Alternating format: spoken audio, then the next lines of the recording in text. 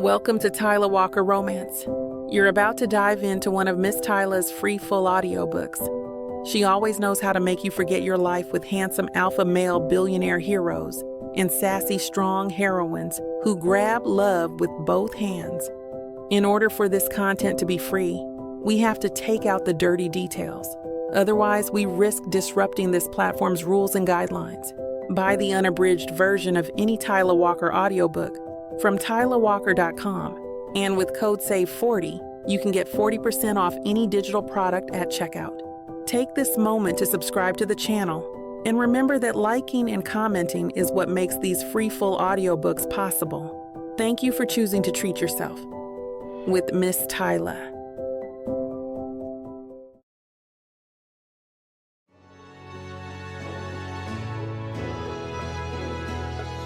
Chapter 1. Annika. The office smells like burnt coffee and desperation, which tells me one thing. This meeting is going to suck. I can feel it in the pit of my stomach as I sit across from Karen, my editor, who's adjusting her glasses with that overly deliberate precision she uses when she's about to ruin my life. She smiles in that tight-lipped way of hers, the kind of smile that says, "Buckle up." "Annika, you've been doing some incredible work lately." Oh no, here it comes. Compliments are always the warm-up for bad news in publishing. "But," Karen continues, folding her hands like she's breaking bad news to a toddler, "we've been getting some feedback that your male leads, well, they could use a little more edge." I arch an eyebrow. Edge? You know, a little less Mr. Darcy, a little more James Bond. James Bond? Seriously? I blink at her, waiting for the punchline, but it doesn't come. She's dead serious. "I think we've struck a good balance," I say, my tone crisp. Readers love thoughtful, emotionally aware men. They're kinda tired of the brooding alpha who grunts his feelings and flexes his way out of conflict. Karen sighs, a theatrical breath like she's about to change my world. I get that, and you're right, up to a point. But our Valentine's campaign needs something different, something that appeals to a broader audience. We want to give your next book a little extra bite, a male lead with swagger, confidence, and yes, a little more alpha energy. I fold my arms. "So, what? You want me to throw in a leather jacket and a motorcycle and call it a day?" Karen's lips twitch, but she presses on. "No, we want to collaborate. Bring in someone who can help develop a male perspective. We've hired a co-writer for this project, someone who can really nail that kind of voice. Think of it as an opportunity to stretch creatively." Co-writer. That word is a bucket of ice water poured down my back. Co-writer? My voice rises slightly despite my best efforts to keep it steady. "Karen, I don't need a co-writer. I've written 5 bestsellers on my own. The last thing I need is some guy barging in and..." "Peter Morrison." My entire body tenses. I stare at her, willing her to unsay those words. "I'm sorry, did you just say Peter Morrison?" She nods, still smiling like this is great news. "He's an accomplished writer and his voice is exactly what we're looking for. He'll bring that male edge we're missing." I know who Peter Morrison is. Everyone in publishing knows Peter Morrison. He's that smug, cocky writer who churns out man's man content for Playboy and half the internet, and somehow convinces everyone he's a literary genius. The kind of guy who probably thinks women in romance novels just sit around waiting to be rescued by some muscle-bound hero with commitment issues. "This is a joke," I say, forcing a laugh. "You're joking." "I'm not." Karen's expression softens, but it's clear she's not backing down. "Annika, I know this isn't your ideal situation, but trust me, Peter's got talent. And if you two work together, this book could be something really special. Think of it as a fresh perspective." A fresh perspective. What she means is, They think my men are too soft. They want some testosterone-soaked charmer with a 5 o'clock shadow and a leather jacket to save my books. Karen, I say, trying one last time. I'm perfectly capable of writing a believable male character. I know you are, she says, and it almost sounds sincere. But this will give you a chance to push your boundaries. Step outside your comfort zone. My comfort zone. Right, because working with Peter Morrison, the king of shallow, emotionally stunted storytelling, is going to be some kind of creative awakening. When is this happening? I ask, already resigned to my fate. Tomorrow morning. He'll be here at 10. I'm so excited for you two to meet. Excited, sure, I'm thrilled. I stand, plastering on a smile that feels more like a grimace. Great. Can't wait. The elevator ride down to my office feels like a slow descent into hell. I can practically hear Peter's cocky voice already, telling me how my male characters need to toughen up or offering some unsolicited advice about how to make my plots more realistic. Back at my desk, I collapse into my chair and open my laptop, pulling up his latest article. The Art of the Chase. Why Men Love the Thrill and Women Love the Drama. I close the tab before I can read a single word. God help me. The next morning I'm at the office early, armed with a strong coffee and a fake smile that could win awards. I sit at the conference table, tapping my pen on the glossy surface, waiting for the moment the devil himself walks through the door. At exactly 10 a.m., the door swings open, and there he is. Peter Morrison, tall, broad-shouldered, and dressed in a leather jacket, of course. He saunters in like he owns the place. His messy brown hair and stupidly charming grin are exactly what I expected. Annika Green. His voice is warm, confident. We meet at last.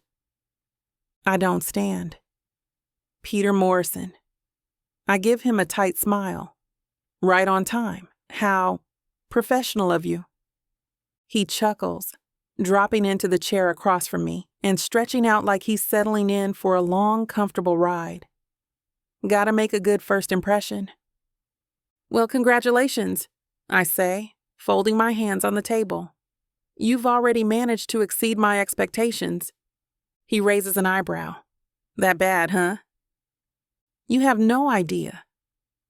Peter grins wider, like my sarcasm is the most entertaining thing he's heard all day. This is going to be fun. Oh no, this is going to be a disaster. Chapter 2. Peter, a co-writing project. My first thought when my agent pitched this was no thanks. Collaborating with another writer sounds like the kind of creative torture they save for Circle 9 of literary hell. But when I heard it was with Annika Green, best-selling romance author and queen of buttoned-up perfection, my answer shifted from hell, no, to this could be fun. Now here I am, strolling into her office at exactly 10 a.m. with my best casual but confident face on, ready to meet the woman who supposedly despises everything I write. Annika Green, I say, giving her my warmest smile as I step into the conference room. We meet at last. She doesn't bother standing, which I respect. Instead, she locks eyes with me, her lips curving into a smile that feels about as warm as a February morning in New York. Peter Morrison, she says, her voice clipped but polished. Right on time. How professional of you. I chuckle as I take the seat across from her. Gotta make a good first impression. Her eyes narrow just slightly, and I swear I can see the gears turning in her head. She's trying to figure me out, probably wondering if I'm the same shallow, cocky writer she's read about online. Spoiler alert, I am. Well, congratulations, she says, folding her hands neatly in front of her. You've already managed to exceed my expectations. I raise an eyebrow. That bad, huh? You have no idea. Her voice drips with sarcasm, and damn if it isn't entertaining. Most people try to play nice when they first meet me. Nervous laughs, fake smiles, all that jazz. Annika's not playing that game. And I like it. This is gonna be fun, I say, leaning back in my chair and stretching out like I own the place. Annika's eyes flash with something. Annoyance, maybe, but she keeps her expression cool. Fun isn't exactly the word I'd use. I smirk, tapping my fingers on the table. Come on. You've got to admit it's at least a little exciting. Two writers from opposite ends of the spectrum, working together on a romance novel. It's practically fate. She raises an eyebrow. Fate? Yeah. Or, a marketing ploy, same thing. That earns me a tiny twitch of her lips, almost like she's fighting a smile. Almost. Before she can respond, Karen walks in, clipboard in hand and her usual let's get down to business expression firmly in place. Glad to see you two have met, she says, glancing between us. Let's talk details. The next 15 minutes are filled with Karen outlining the project. Deadlines, word count goals, marketing strategy. It's all the standard stuff, but I can barely focus because Annika is sitting across from me. Radiating I do not want to be here energy so strongly, it's almost palpable. And we'll need the first draft ready by mid-January. Karen finishes, snapping me back to reality. Sound good? Perfect, I say, flashing a grin. Can't wait to get started. Annika doesn't say anything at first, just nods and scribbles something down in her notebook. I glance at her handwriting, precise, almost painfully neat. Of course it is. Any questions? Karen asks. No, Annika says, closing her notebook with a soft snap. I think we're clear. Karen leaves us with a quick, I'll check in later, and suddenly, it's just me and Annika again. The silence stretches for a beat too long before I break it. So, I say, resting my elbows on the table. How do you want to do this? Brainstorm together? Divide and conquer? She leans back in her chair, studying me like she's deciding whether or not I'm worth her time. I think it's best if we establish some boundaries first. Boundaries, I repeat, nodding thoughtfully. Sounds serious. It is. Her tone is all business. If we're going to work together, we need to be efficient and professional, no distractions, no unnecessary side conversations, and definitely no personal tangents. Got it, I say, biting back a grin. Strictly business. She nods once, satisfied. Glad we're on the same page. Totally, but just to clarify... I pause, pretending to think. When you say no personal tangents, does that mean we can't talk about, say, our favorite pizza toppings? Or what we binge-watch when we're procrastinating? Annika rolls her eyes. I think we'll survive without that information. Fair enough. I lean back, crossing my arms. Just trying to build some team spirit. She sighs, tapping her pen against her notebook. Look, Peter, I'm sure you're a very talented writer. Thank you. But I'm not interested in small talk or team-building exercises. I'm here to write a book, meet our deadlines, and move on. Efficient. I like it. Annika shakes her head, muttering something under her breath that I can't quite catch. But I'm pretty sure it's not a compliment. I should probably let it go, but I can't resist one last poke. You know, I say, my voice casual, you might actually enjoy this process if you loosen up a little. Chapter 3. Annika. I knew this meeting was going to be a mess the second Peter Morrison walked in, like he was auditioning for a GQ photo shoot, grinning like we're about to become best friends or co-star in some rom-com. But I hadn't realized just how bad it could get. Until now. Loosen up? I repeat, my voice dangerously calm. You think I need to loosen up? Peter's leaning back in his chair like he's the most relaxed man in the world. Arms crossed, his stupid leather jacket creaking with every shift. His green eyes gleam with that infuriating mix of confidence and challenge. Hey, I'm just saying, he replies, flashing that cocky grin again.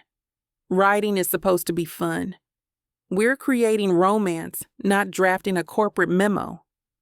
Oh, my God. I close my notebook with a loud snap and fold my arms on the table, giving him my most withering stare. Let me be perfectly clear, Peter. This project isn't about fun. It's about producing a high-quality novel on a tight deadline. If you're here to crack jokes and coast through this, we're going to have a serious problem. He doesn't flinch. In fact, he leans in closer, resting his elbows on the table, like he's settling in for a long debate. High quality, huh? So what? You think my work is subpar? I didn't say that.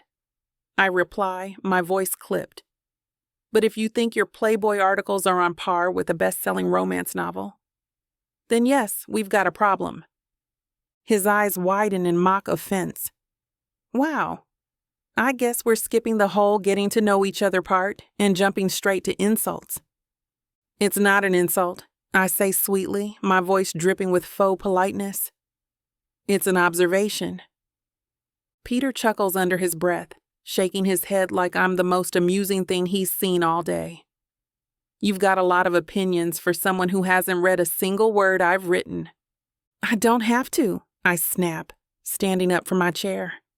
Your reputation speaks for itself. You're here to add edge to my male characters, right? What does that mean exactly? Turning them into emotionally unavailable jerks who brood and smirk their way through life? Not exactly, he says, standing up too, matching my stance. But it wouldn't hurt to give them a little more bite. Maybe a little less perfect dream guy and a little more real-world charm. Oh, because the world needs more cocky alpha males in fiction, I say, throwing my hands in the air. What a groundbreaking concept. Peter crosses his arms again, his grin widening. Look, I get it. You're protective of your work. That's a good thing. But the best writing comes from stepping out of your comfort zone. If you're not willing to take risks, what's the point? Risks, I repeat, my voice rising. This isn't about risks. This is about a publisher who thinks my work isn't edgy enough and decided to bring in some guy's guy to fix it. You think I'm here to fix you? Peter asks, his voice calm but no less intense. I think you're here because they don't believe I can do this on my own. I fire back. And you're just the guy they called to swoop in and save the day. The room falls into a tense silence, the air practically crackling between us. My pulse is racing, my cheeks warm with frustration. I've been calm. I've been professional. But this is too much. I see his smirk falter for just a second, replaced by something more thoughtful.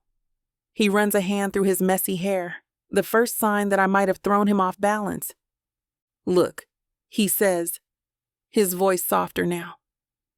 You don't have to like me, Annika, but we're stuck together for this project, so we might as well try to make it work. I cross my arms again, holding my ground. Fine. I grab my notebook and tuck it under my arm, heading for the door.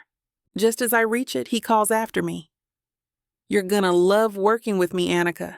Trust me. I pause, turning back to face him. We'll see. And with that, I walk out, my heels clicking against the hardwood floor, leaving him standing there with that infuriating grin still plastered on his face. The second I'm back at my desk, I drop into my chair and let out a long breath. My heart is still racing, my mind spinning with everything that just happened. Peter Morrison. The guy is every bit as frustrating as I expected, and maybe a little more intriguing than I'd like to admit. But I'm not letting him get under my skin. No way. He's not going to ruin this project. Not if I can help it. Chapter 4. Peter. I'm still standing in the conference room, staring at the door Annika just stormed out of, and I can't help but laugh under my breath. She's a firecracker. I expected her to be intense, maybe a little uptight, but this is something else entirely. She's all sharp words and tightly wound control, ready to throw punches with that polished, businesslike exterior. I've met my fair share of difficult people in publishing, but Annika Green might be the most stubborn and the most entertaining, person I've come across in a long time. The smart thing to do would be to walk away, let her have her space, and keep things strictly professional. But smart's never been my style. I collect my bag, stroll down the hallway, and stop just outside her office. Through the open door, I see her hunched over her desk, her pen moving furiously across a page like she's writing my obituary. If looks could kill, I'd already be 6 feet under. I knock lightly on the doorframe, my grin firmly in place. "Hey, partner, thought I'd check in." She glances up, her expression blank, and then goes right back to writing. "I thought we agreed on no personal tangents." "This isn't personal," I say, stepping inside. "I'm here to talk about the book. You know, the whole reason we're stuck, working together." She sets her pen down slowly, folds her hands on the desk, and gives me a look that could freeze fire. "Talk." Her tone is short, clipped, and a little too inviting, like she's daring me to screw this up. Fine, I'll play her game. "Well," I say, leaning casually against the doorframe, "I was thinking we could kick things off with a brainstorming session. Toss around some ideas, figure out our main character's backstory, maybe even outline the first few chapters." Annika tilts her head slightly, narrowing her eyes. "You want to brainstorm with me? Isn't that how co-writing works?" "Sure," she says slowly. "But I'm curious. What exactly do you bring to the table, Peter, besides swagger and unsolicited life advice?" "Ouch. She's good. I bring perspective," I say smoothly. "And if we're going to build a believable male lead, you're going to need that. Unless you think your current roster of too good to be true dream guys is already perfect." Her lips twitch just for a second, but she catches herself before it becomes a full smile. "My male leads are realistic," she says, lifting her chin. "They have flaws, depth, layers." "Layers," I chuckle. "Like an onion or a parfait?" Her eyes flash with annoyance. "You know what I mean." "Of course I do," I say, holding my hands up in mock surrender. "And I'm not here to change everything you've done. I'm just suggesting we give the guy a little grit.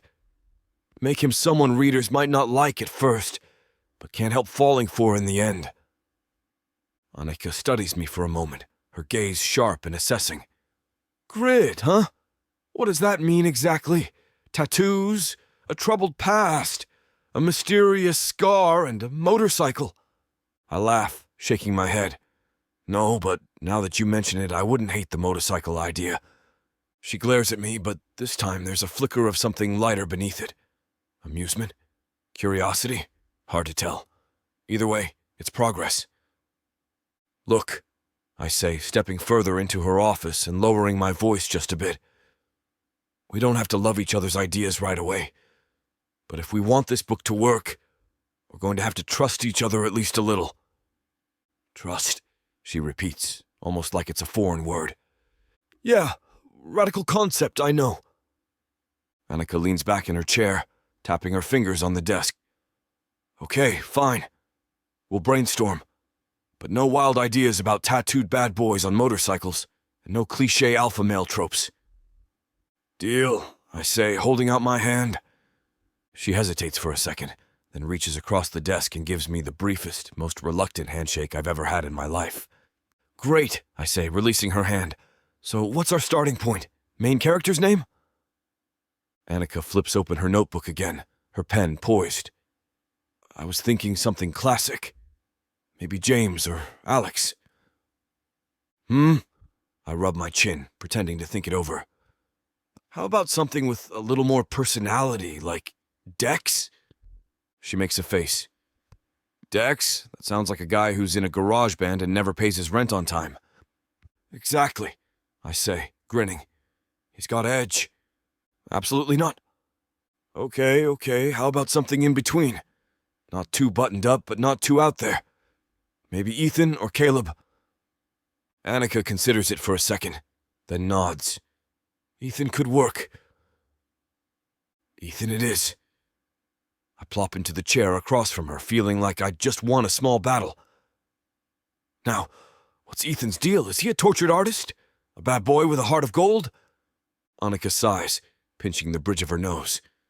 We're not making him a cliché. Of course not, I say. We'll give him layers. Depth. Like a parfait. She groans, but I swear I catch her smiling before she turns back to her notebook. I'm already regretting this, she mutters. Nah, I say, kicking back in the chair. You'll love it. By the time we're done, this is going to be the best book you've ever written. Annika raises an eyebrow, her expression skeptical, but maybe, just maybe, a little intrigued. We'll see. We definitely will. Chapter 5. Annika. You're telling me they paired you with Peter Morrison? Sasha's voice cracks through the speaker, like she just heard the juiciest gossip of the year. I glance around the cafe, making sure no one's eavesdropping on this disaster of a conversation. Not that it matters. No one cares about the internal politics of romance publishing, but still. Somehow saying it out loud makes it feel even more real. Yup, I mutter, stirring my iced coffee with more aggression than necessary. The one and only. Leather jacket, cocky grin, and all the charm of a walking ego trip. Sasha cackles. Oh my God, Annika. This is amazing. He's like the Peter Morrison, the guy who writes that ridiculous column about what men really think. The very same, I deadpan. And now he's supposed to help me toughen up my male leads because apparently they're too soft. Oh, please. Sasha huffs into the phone. Your characters aren't soft. They're thoughtful. There's nothing wrong with writing men who have actual emotional depth. Tell that to Karen. I grumble, biting down on my straw. She wants a male lead with grit. And apparently, Peter's the answer to all my problems. Lucky me. Sasha falls silent for a beat, and I know that silence. It's her careful calculation. Silence. The one she uses right before she says something I won't like. You know, she starts slowly. He's not just a pretty face with questionable opinions. The guy can actually write. Not you too, I groan. First Karen, now you. Don't tell me you've read his stuff. Of course, I've read his stuff, Sasha says, her tone way too cheerful for my mood. It's snarky, yes, but it's also smart, sharp. He's got a way of capturing the male perspective without making it unbearable. Unbearable? I raise an eyebrow, even though she can't see it. Wow. High praise. You know what I mean, she says with a laugh. Give him a chance. Maybe this won't be so bad. Not bad? I lean back in my chair, letting my head fall against the wall. He's infuriating, Sasha. We've had exactly one meeting, and he's already making jokes about how I need to loosen up. Did you punch him? Almost. Well, I'd pay good money to see that, Sasha quips. But seriously, Annika, you've handled worse.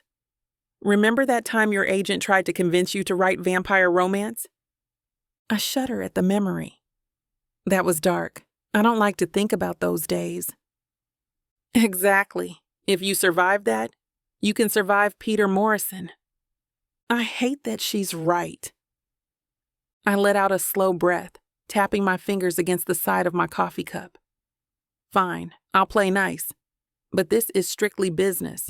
No bonding, no unnecessary banter, just work. Of course, Sasha says, but I can hear the smirk in her voice. Strictly professional. No witty banter or lingering glances. Got it. Exactly, I say, ignoring the little flutter in my chest at the thought of lingering glances. He's just another assignment. Sure. She pauses, then adds, but if he happens to be devastatingly charming along the way, just keep me updated. Goodbye, Sasha. She bursts into laughter. Love you, talk later. I hang up, shaking my head with a reluctant smile. Back at my apartment, I flop onto the couch and stare at the ceiling. Sasha's words replaying in my head. He can actually write. He's got a way of capturing the male perspective. I hate that she's making me second-guess everything. Because the truth is, I know she's right. I've read a few of his articles, mostly out of curiosity, though I'd never admit that to anyone. And as much as I wanted to hate them, I couldn't. They were funny, sharp, surprisingly insightful. But that doesn't mean I want him anywhere near my work. I grab my laptop from the coffee table and open our shared project folder, scrolling through the outline I started weeks ago. The bones of the story are solid, classic enemies to lovers with a twist. But the male lead, Ethan, still feels unfinished. I chew on the inside of my cheek, thinking back to my conversation with Peter. As much as it pains me to admit, he had a point. Ethan could use a little more edge, something to make him stand out from every other romantic hero I've written. But that doesn't mean I'm handing over creative control. No way. I can collaborate, sure. I can play along, nod and smile, and pretend to take his suggestions seriously. But at the end of the day, this is still my book. Peter Morrison can charm his way through life all he wants, but he's not charming his way into my story. I glance at the clock. Midnight. I should sleep, but my brain won't shut off. I keep replaying our conversation in my head, the way his eyes sparkled with mischief every time he made a sarcastic comment. The way his voice dipped lower when he said, "Trust me." Radical concept, I know. Stop. I shake my head, trying to push the thought away. This is going to be harder than I thought.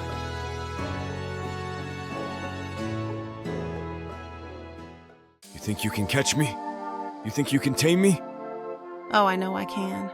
And you know it too, baby. I gotta tell you, you're not the first to try. But don't worry, baby. I'll be the last. With sass like that, maybe I'll be the one that needs to tame you. Let's cut to the chase, big boy. What you selling me? Your appetite is big AF. I have just the thing that'll satisfy you. Oh, really? And what's that? Over 120 hours of romance audiobooks. Brought to you by Tyla Walker Romances in the Big AF audio bundle. 120 hours? That sounds amazing. Your knees won't work afterwards if I do my job right. Don't make promises you can't keep. Well, I can keep this promise. Because these audiobooks are unabridged with all the spicy scenes that will make you put your earbuds on. You know, Tyla can get freaky because she marked the bundle down by 69% for a limited time. I can't wait to take this bundle for a ride. Visit TylaWalker.com and get this audio bundle. Just don't start listening if you're going to be cooking dinner. Because you might just forget to feed your family. TylaWalker.com. Escape your life with Tyla.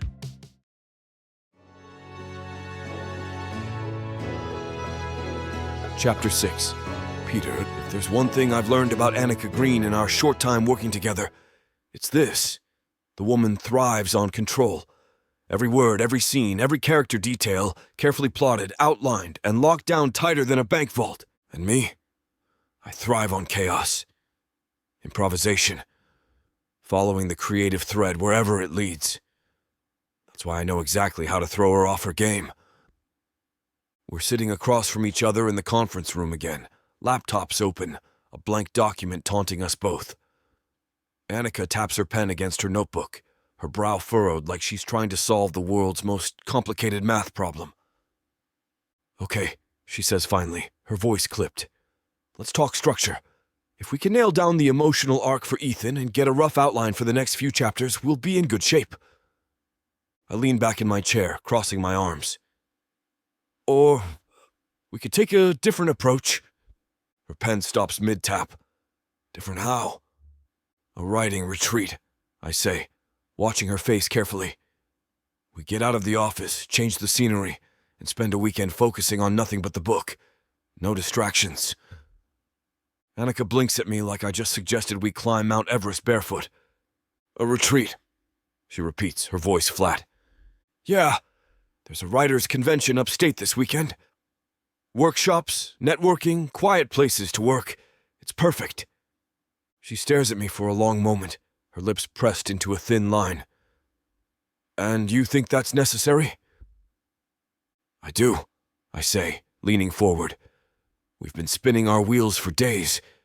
A change of scenery could be exactly what we need to get some momentum." Annika crosses her arms, her eyes narrowing slightly. "Let me get this straight. You want me to spend an entire weekend trapped in a hotel with you, surrounded by writers talking about romance novels and plot structure?" "Trapped is a strong word," I say with a grin. "But yeah, that's the idea." She exhales, clearly weighing her options. I can almost see the internal battle playing out on her face. On one side, her need for control and structure. On the other, the undeniable truth that we're stuck. Finally, she nods, reluctantly. "Fine, but this is strictly professional. No distractions, no detours, and no personal tangents." "Wouldn't dream of it," I say, standing up. "You won't regret this, Annika." She raises an eyebrow. "We'll see about that." 2 days later, the writers' convention. The convention center is buzzing with energy. Writers, editors, and publishing industry folks mingling in every corner. The air smells like bad coffee and fresh paperbacks, and there's an underlying hum of creative chaos that I kind of love. Annika, however, looks like she's been dropped into her own personal nightmare. "This is a lot," she mutters, adjusting the strap of her leather tote as she surveys the crowded lobby. "It's a writers' convention," I say, grinning. "What did you expect? Candlelight and jazz music?" She shoots me a look. "I expected organized chaos. This is just chaos." "Relax," I say, nudging her lightly with my elbow. "You might even enjoy it." Annika opens her mouth to respond, but before she can, someone calls my name. "Peter Morrison!" I turn to see a familiar face, Brian, a fellow writer I haven't seen in years. He's grinning ear to ear, his arms open wide. "Brian!" I clap him on the back, exchanging a few quick words before introducing him to Annika. "Brian, this is Annika Green, my co-writer for the new project." Annika smiles politely, but I can tell she's already itching to escape. "Nice to meet you," Brian says, clearly intrigued. "You've got your hands full with this one, huh?" "Don't I know it?" Annika deadpans, earning a laugh from Brian. "Good luck," he says with a wink before disappearing back into the crowd. Annika turns to me, her expression dry. "Do you know everyone here?" "Not everyone," I say, smirking. "Just the fun ones." She rolls her eyes but doesn't argue. "Let's find a quiet place to work." The conference center has a few tucked-away lounges for writers who need a break from the madness, and we manage to claim a small table near a window. The afternoon sun filters in, casting a warm glow over the room, and for the first time all day, Annika looks like she might actually be able to relax. "Okay," she says, pulling out her notebook. "Let's focus on Ethan's backstory. You mentioned giving him a bit more edge. What did you have in mind?" I lean back, considering. He's a journalist, smart, ambitious, but burned out. He's been chasing big stories for years, always on the move, and now he's questioning if it's worth it. He's not just looking for a relationship. He's looking for a reason to stay in one place.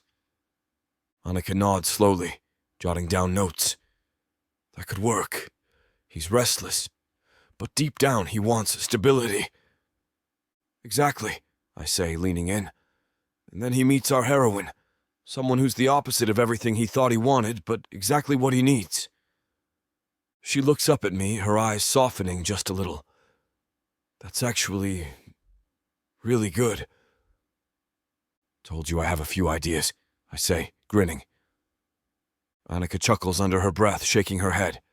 Don't let it go to your head. Too late, I shoot back, earning another small smile.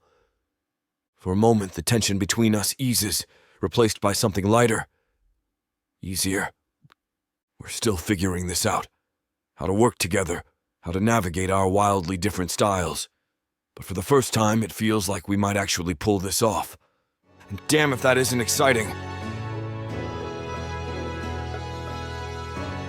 Chapter 7. Annika. I don't know who invented networking parties, but they're probably a sadist.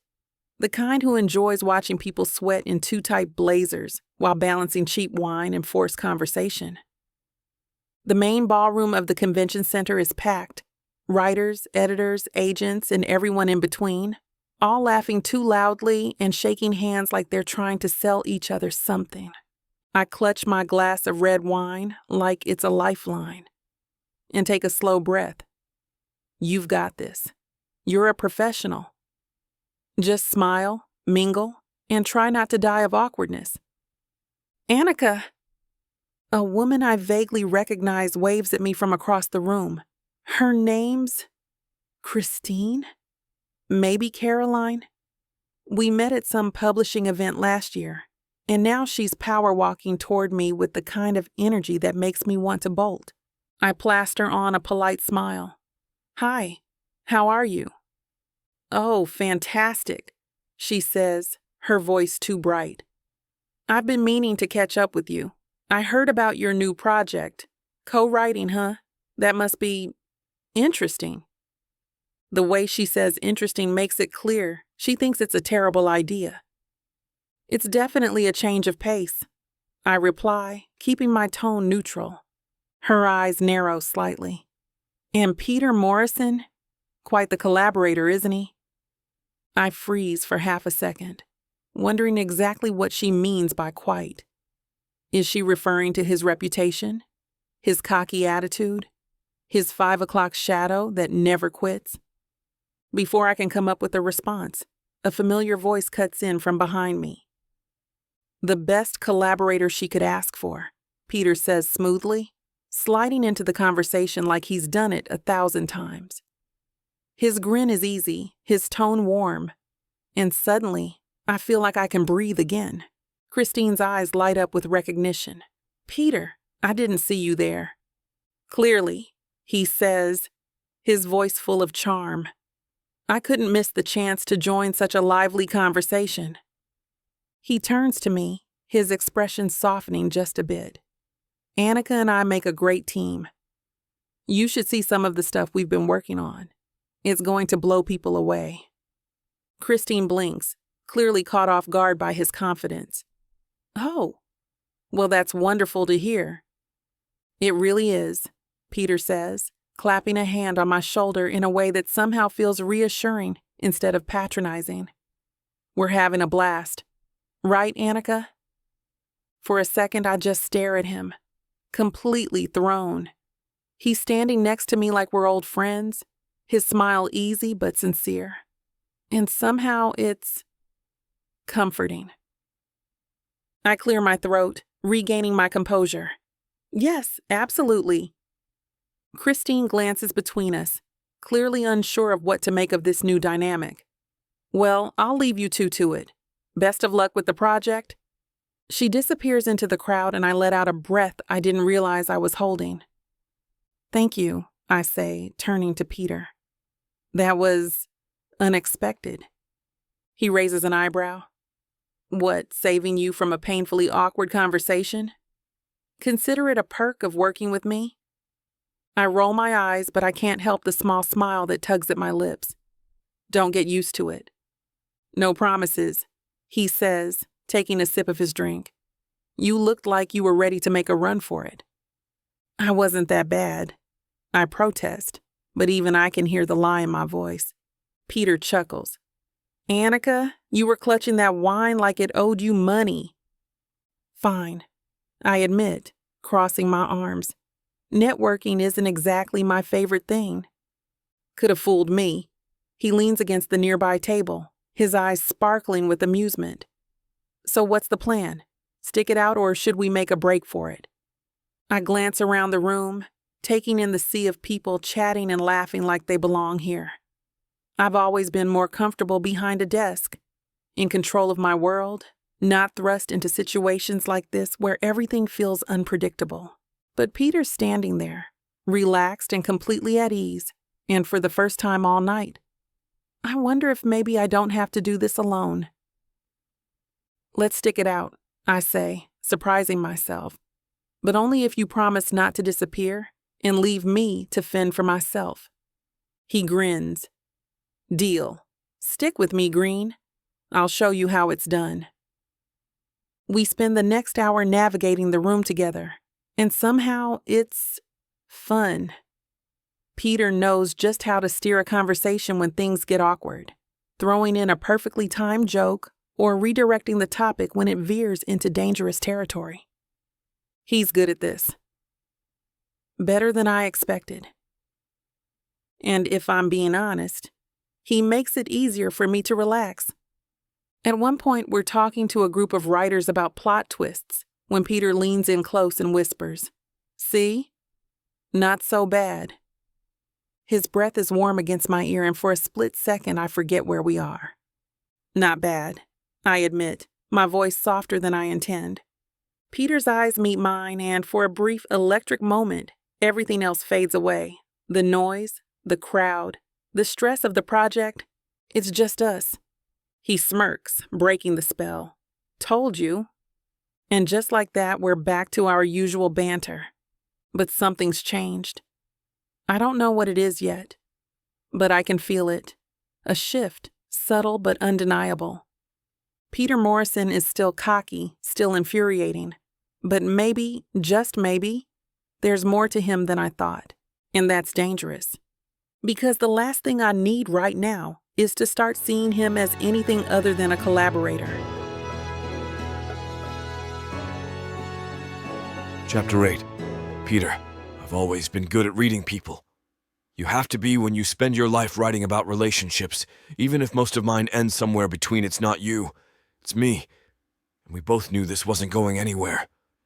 Usually I can peg someone's deal within the first 10 minutes of meeting them. Anika Green? She's still a puzzle. At first glance, she's all polished control. Perfectly tailored blazers, sharp wit, and that do not mess with me energy that makes people step carefully around her. But the more time I spend with her, the more I notice cracks in the armor. Little glimpses of something softer underneath. Like tonight, at the networking event.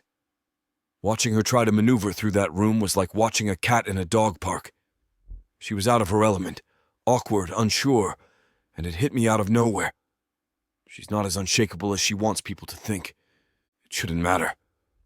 We're here to write a book, not psychoanalyze each other. And yet I can't stop thinking about it. Now we're sitting in the hotel lounge, tucked away in a corner booth with our laptops open, pretending we're working. The place is quiet, the low hum of conversation, and the occasional clink of glassware creating a soft background noise. Annika's typing furiously, her eyes glued to the screen, completely focused, or at least trying to be. I can tell by the way her fingers hover over the keys, her jaw tightening ever so slightly, that she's stuck. "You okay over there?" I ask, leaning back in my seat. She doesn't look up. "Fine." "Uh-huh." I smirk, closing my laptop. "You've been writing the same sentence for the last 5 minutes. Want to talk about it?" Her fingers pause, and she finally glances up at me, eyes narrowed. "Do you always watch people this closely, or am I just special?" "Definitely special," I say, grinning. "But seriously, what's going on, writer's block?" She sighs, leaning back in her chair and rubbing her temples. "Something like that. I can't figure out how to make Ethan's motivation feel real. It's missing something, and I can't put my finger on it." I study her for a moment, then take a risk. "Maybe it's because you're trying too hard to control it." Her eyes flash with annoyance. "Excuse me?" "Just hear me out," I say, holding up a hand. "You're a perfectionist, Annika. You like everything neat and polished, but sometimes the best writing, the most honest writing, comes from letting go a little, trusting the mess." She stares at me like I've grown a second head. For a second, I think she's going to tell me off, but then she surprises me. "Trusting the mess," she repeats softly, almost to herself. "That's not something I'm good at." "I've noticed," I say, smiling gently. "But it's not a bad thing. It's just how you're wired. Still, if you want Ethan to feel real, you might have to let him be messy, complicated, flawed. She's quiet for a moment, her eyes distant. Then she nods slowly. You might be right. Wow.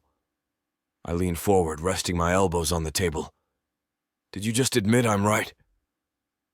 This is a historic moment. Someone should get it on record.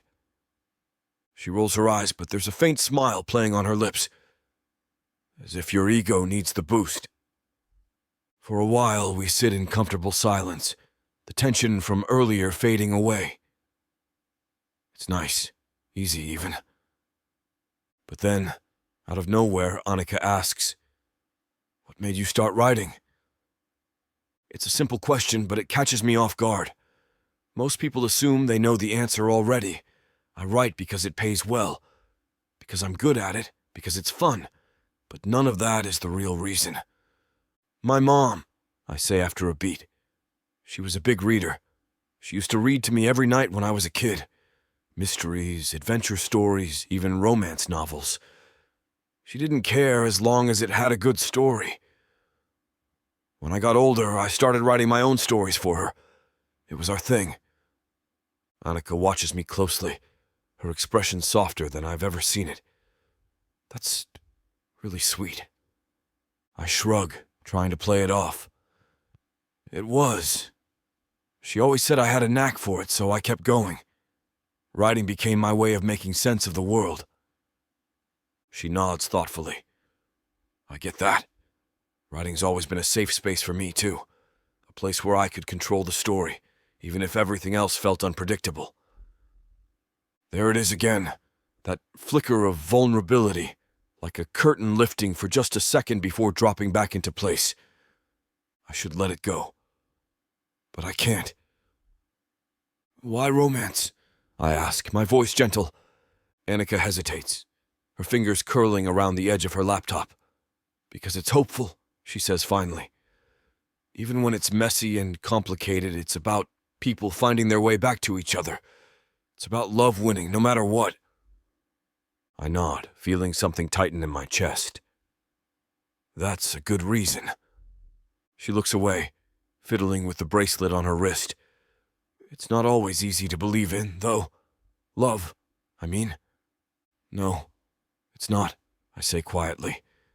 But that doesn't mean it's not worth writing about. Our eyes meet, and for a split second the air between us feels charged, not with banter or competition, but something deeper, something real. Annika breaks the gaze first, clearing her throat and sitting up straighter. We should get back to work. Yeah, I say, forcing a smile. Good idea. But as I reopen my laptop and try to focus on the screen, I can't shake the feeling that something just shifted between us. And for the first time, I find myself wanting to know more, not just about Annika, the writer, but Annika, the person, the one who hides behind her walls and sharp words. But sometimes, when she's not paying attention, lets a little light shine through. I'm starting to like that version of her. Maybe a little too much. Chapter 9. Annika. It's almost midnight and the hotel room is bathed in soft amber light from the desk lamp. My laptop hums quietly on the table, the screen glowing with half-finished sentences and scattered notes. Outside, rain taps gently against the window, adding a rhythmic backdrop to the quiet. Peter sits across from me on the edge of the bed, his laptop forgotten beside him, one long leg stretched out casually, while the other bounces slightly in thought. He's watching me, his green eyes warm and curious, his lips curled into that half smile that always seems like it knows a secret I don't. I still don't think Ethan would say it like that, he says, his voice soft but certain. It's too polished. He's not that guy. I cross my arms and lean back in my chair, frowning at the screen. Polished? You're saying my dialogue sounds too good? Peter chuckles, running a hand through his messy hair. Exactly. Real people stumble, pause, contradict themselves. Let him be messy. He's right. Again, I exhale and stare at the blinking cursor, my mind racing. It's not just Ethan's dialogue that feels too perfect. It's the whole scene. I've been trying so hard to control every word, every beat, that it's starting to lose its soul. You okay? Peter's voice cuts through my thoughts, softer now, almost cautious. I look up, and for once, I don't have a quick, sarcastic reply. I don't know, I admit, my voice barely above a whisper. I just want it to be good. He watches me carefully, the playful glint in his eyes replaced by something deeper, something gentler. It is good, he says, leaning forward. You're just too close to see it right now. I laugh softly, shaking my head. You're a lot more encouraging than I expected. Peter grins. Don't get used to it. The silence stretches between us, comfortable but thick. I glance at the clock, 12:03 a.m., and suddenly I'm acutely aware of how small this hotel room feels, how close we're sitting, how his gaze hasn't left mine in what feels like hours. We've been at this all day, Peter says, his voice low. Maybe we should take a break, clear our heads. I nod slowly, closing my laptop. Probably a good idea. He stands and stretches, his t-shirt riding up just enough to reveal a sliver of skin above the waistband of his jeans. I force myself to look away, suddenly flustered. You want something to drink? He asks, walking toward the small kitchenette. I think there's still some coffee left or wine, I blurt out before I can stop myself. Wine sounds good. Peter raises an eyebrow, amused, but doesn't comment. He grabs the half-full bottle from the counter and pours us each a glass, then sits back down, handing me one. To surviving day 1 of the retreat, he says, holding up his glass. I clink mine against his, feeling a little lighter for the first time all day. Cheers. We sit in silence for a moment, sipping our wine and listening to the rain. It's nice, peaceful even, but there's an undercurrent of tension I can't quite ignore. So, Peter says after a while, his voice softer now. What's your story, Annika? I glance at him, caught off guard. My story? Yeah, he says, leaning back against the headboard. Not the professional version, the real one. I hesitate, swirling the wine in my glass. No one ever asks me that? Not really. There's not much to tell, I say, my voice carefully neutral. I grew up in New York. My parents had a messy divorce when I was a teenager, which probably explains why I became a control freak. Writing was always my escape. End of story. Peter studies me for a long moment, his gaze steady but unreadable. That's not the end of the story, he says quietly. Something in his tone makes my chest tighten. I should deflect, change the subject, do anything to avoid this conversation. But for some reason, I don't. It's hard to believe in something, love, relationships, when you've only ever seen them fall apart, I admit, my voice barely above a whisper. I think that's why I write the stories I do. It's like I'm trying to prove to myself that it's possible, even if I don't really believe it. Peter's eyes soften, and for a second, I forget how to breathe. You don't have to believe it all the time, he says. Sometimes it's enough just to hope for it. My heart stutters in my chest, and before I can stop myself, I whisper, Do you believe in it? He sets his glass down on the table, his eyes never leaving mine. I'm starting to. The air between us feels heavy, charged with something I don't fully understand. Peter leans in slightly, his hand resting on the arm of my chair. His face so close, I can see the tiny flecks of gold in his green eyes. Annika, he murmurs, his voice a low rumble that sends a shiver down my spine. I should pull away. I should say something, anything to break the tension, but I can't. And then his lips are on mine, soft but insistent. and the world tilts on its axis. For a second, I'm frozen, too stunned to move. But then something inside me snaps, and I'm kissing him back, my hands clutching his shirt like it's the only thing keeping me grounded.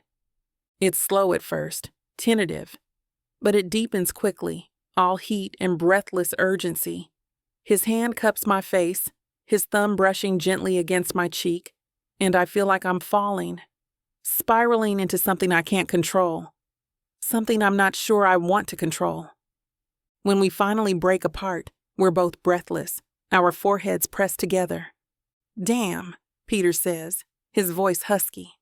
"Yeah," I whisper, my heart pounding so hard it feels like it's trying to escape my chest. He looks at me, his eyes searching mine. "You okay?" "Surprisingly, yes," I say, laughing softly. His grin returns, and for the first time all night, it feels easy. Natural. Like maybe this isn't such a terrible idea after all. But deep down, I know nothing about this is simple. And things just got a whole lot more complicated. Chapter 10. Peter. I'm not a guy who gets rattled easily. Usually, I'm the one in control. Cool, confident, always one step ahead. But right now, sitting across from Annika after that kiss, my pulse still racing, my brain short-circuiting like someone flipped the breaker switch, I feel completely thrown. I was expecting sparks, maybe some fireworks. I wasn't expecting an earthquake. She's still sitting close, her breath coming in shallow, uneven bursts. Her eyes meet mine for a split second, wide and searching, before she quickly looks away. She presses her fingers to her lips like she's trying to make sense of what just happened. Hell, I'm trying to make sense of what just happened. My first instinct is to lean in again, to taste her one more time, but I catch myself before I do something stupid. Not yet. Not now. If I push too hard, she'll run. And for the first time well, maybe ever, the idea of her walking away stings more than it should. I swallow hard, forcing my voice to stay steady. So, that happened. Annika laughs softly, nervously. Yeah, it did. Her eyes flicker toward mine, a mix of curiosity and caution. It's like she's waiting for me to turn it into a joke, to shrug it off and pretend it didn't mean anything. But I can't. It did mean something. Look, I say, choosing my words carefully. I'm not gonna lie. That kiss was unexpected. But I'm not sorry it happened. Her lips part slightly like she wants to respond, but isn't quite sure how. But I continue, leaning back a little to give her space. If you're not ready for whatever this is, that's okay. No pressure. Annika exhales slowly like she's been holding her breath. I wasn't expecting this, she admits. Any of this. Yeah, I say, smiling softly. Me neither. The room falls into silence again, but it's not awkward. It's something else entirely. Heavy, charged, like the air between us is crackling with unspoken words. I should change the subject. Distract us with work talk or some stupid joke. But I can't bring myself to break the moment. Not yet. Can I be honest with you? I ask, my voice low. Annika nods, her eyes locking onto mine. This isn't just about the book for me, I say quietly. I don't know when it happened, but I care about you. Her eyes widen, surprise flashing across her face. For a second, I think I've said too much, but then she relaxes, her shoulders dropping just a fraction. I don't know how to do this, she admits, her voice barely above a whisper. Letting people in, it's not exactly my thing. I nod, understanding more than she probably realizes. It's not really my thing either. She laughs softly, shaking her head. Great. Two emotionally stunted writers trying to figure out how to have feelings. This should go well. Hey, at least we can write about it afterward, I say, grinning. Turn it into a bestseller. Annika rolls her eyes, but I catch the faintest smile before she hides it behind her wine glass. For the next few minutes, we sit in silence, the tension easing into something calmer, more familiar. I watch her out of the corner of my eye, how her fingers tap lightly against the stem of her glass, how her eyes flicker toward me when she thinks I'm not looking. I've known Annika for a little while now, but tonight feels different, real. There's no polished facade, no sharp comebacks or carefully constructed walls. It's just her. Raw, a little vulnerable, and, if I'm being honest, more beautiful than ever. And that scares the hell out of me, because I've been down this road before. I know how easy it is to fall for someone, to get wrapped up in the thrill of it all, only to watch it fall apart. But this time, it feels different. Annika sets her glass down and leans back, tucking a stray curl behind her ear. So what happens now? I take a slow breath, choosing my words carefully. Now we finish this book. We keep doing what we've been doing. And if something more happens along the way, we figure it out together. She studies me for a moment, her eyes softening. You make it sound so simple. It doesn't have to be complicated, I say, my voice steady. Not if we don't let it. Annika smiles. A real smile this time. And something inside me relaxes. Okay, she says, nodding. One step at a time. One step at a time, I agree. The tension in the room shifts again, lighter now, but no less intense. I catch myself staring at her lips, already missing the way they felt against mine, but I hold back. Give her space. Let her come to you. You should probably get some sleep, I say, standing up and stretching. Big day tomorrow. Annika nods, but there's a flicker of disappointment in her eyes. Yeah, you're right. I pause at the door, glancing back at her. Night, Annika. Night, Peter, she says softly. I step into the hallway, my heart still pounding, and close the door behind me. For a second, I just stand there, trying to wrap my head around everything that just happened. The kiss, the conversation, the way she looked at me like I was something more than just a writing partner. Chapter 11. Annika. I'm a runner. Not the athletic kind. I hate jogging and cardio in general, but when things get too messy, too complicated, too real, I bolt. It's what I've always done. Call it child of divorce syndrome. And right now, my flight response is in full effect. The second Peter closed the door last night, I stood there for a solid minute, staring at nothing, my pulse racing like I'd just sprinted across Central Park. His words echoed in my head on an endless loop. It doesn't have to be complicated, not if we don't let it. That kiss. God, that kiss. I've replayed it a dozen times already. The way his hand cupped my face, his thumb brushing my cheek like I might disappear if he wasn't careful. The way his lips felt, warm, sure, and just soft enough to make my knees threaten mutiny. And that look in his eyes afterward, like I wasn't just some fleeting distraction.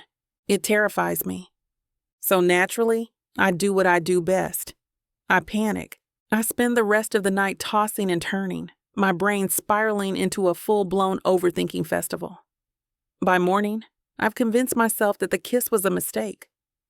A huge, colossal mistake. We're co-writers, colleagues. Crossing that line was reckless. If we go down this road, everything could fall apart. No, I can't let it happen. I've worked too hard to get where I am. So, the next day, I do what any self-respecting control freak would do in this situation. I avoid him. I show up late to the first workshop and take a seat in the back, my eyes locked on the speaker, like I'm trying to absorb their wisdom through sheer force of will. I tell myself it's not weird that I haven't looked at my phone since last night, or that I've ignored Peter's texts, both of them. Play it cool, Annika. Hey, Green, a voice whispers beside me. I freeze, my heart lurching into my throat. For half a second, I think it's him. But when I turn, it's just a fellow author I recognize from a few past events. Thank God. Hey, I whisper back, forcing a smile. The workshop continues, but I barely register what's being said. My eyes keep flickering to the door, half expecting Peter to walk in, grinning like he knows exactly what I'm doing. But he doesn't. By lunchtime, the tension in my chest has coiled so tightly, I feel like I'm going to snap. I grab a sandwich from the buffet and head to a quiet corner of the lounge where I can eat in peace without the risk of accidental run-ins. I bite into the sandwich, but it tastes like cardboard. My stomach's tied in knots too tight to let anything settle. Get it together, I mutter under my breath. It's not a big deal. It was just a kiss. A really, really good kiss. My phone buzzes on the table. I glance at it, my heart leaping before I can stop it. But it's just an email, something boring and work-related. Disappointment flashes through me, and I hate myself a little for it. Why do I care if he texts me again? I've been the one ignoring him. I should be relieved. I tell myself it's better this way. Easier. We can just go back to normal. Focus on the book, finish the retreat, pretend none of this ever happened. Simple. Except it's not simple at all. By late afternoon, the strain of avoidance is starting to wear on me. My body feels heavy, my head buzzing with too many thoughts. I duck out of the last session early and retreat to my room, locking the door behind me like it'll somehow keep my feelings out. I sink onto the bed, burying my face in my hands. This isn't me. I don't get distracted by guys. I've spent years building walls, keeping things safe and contained. Work is my priority, my safe space. But Peter's cracked something open in me, and no matter how hard I try, I can't seem to close it back up. The worst part? I don't know if I even want to. A knock at the door jolts me out of my thoughts. My heart kicks into overdrive. Annika? It's him. Of course, it's him. Hey, Peter calls softly through the door. You in there? I freeze, my breath hitching. Look, I get it. He continues. His voice is calm, steady, but there's an edge of vulnerability beneath it. If you need space, I'll give it to you, no questions asked. I close my eyes, my chest tightening. But just don't shut me out completely, okay? There's a long pause, and for a second, I think he's waiting for me to respond, but I can't. My feet feel rooted to the floor, my throat clogged with words I can't bring myself to say. Finally, I hear him sigh softly. Okay, he says, his voice barely audible. See you around, Annika. His footsteps fade down the hall, and I'm left alone in the silence, my heart aching in ways I didn't think it could.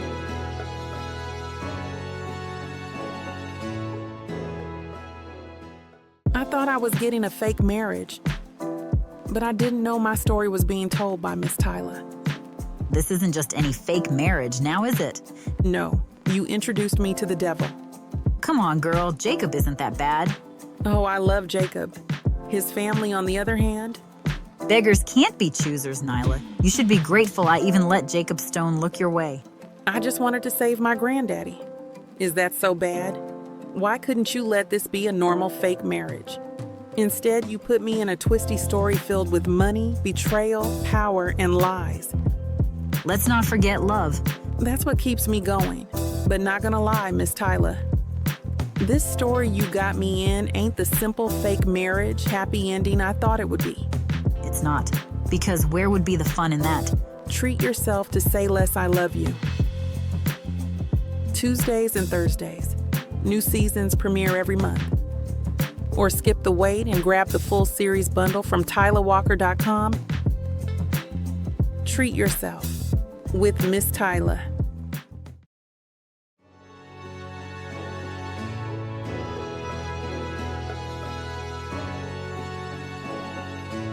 Chapter 12, Peter.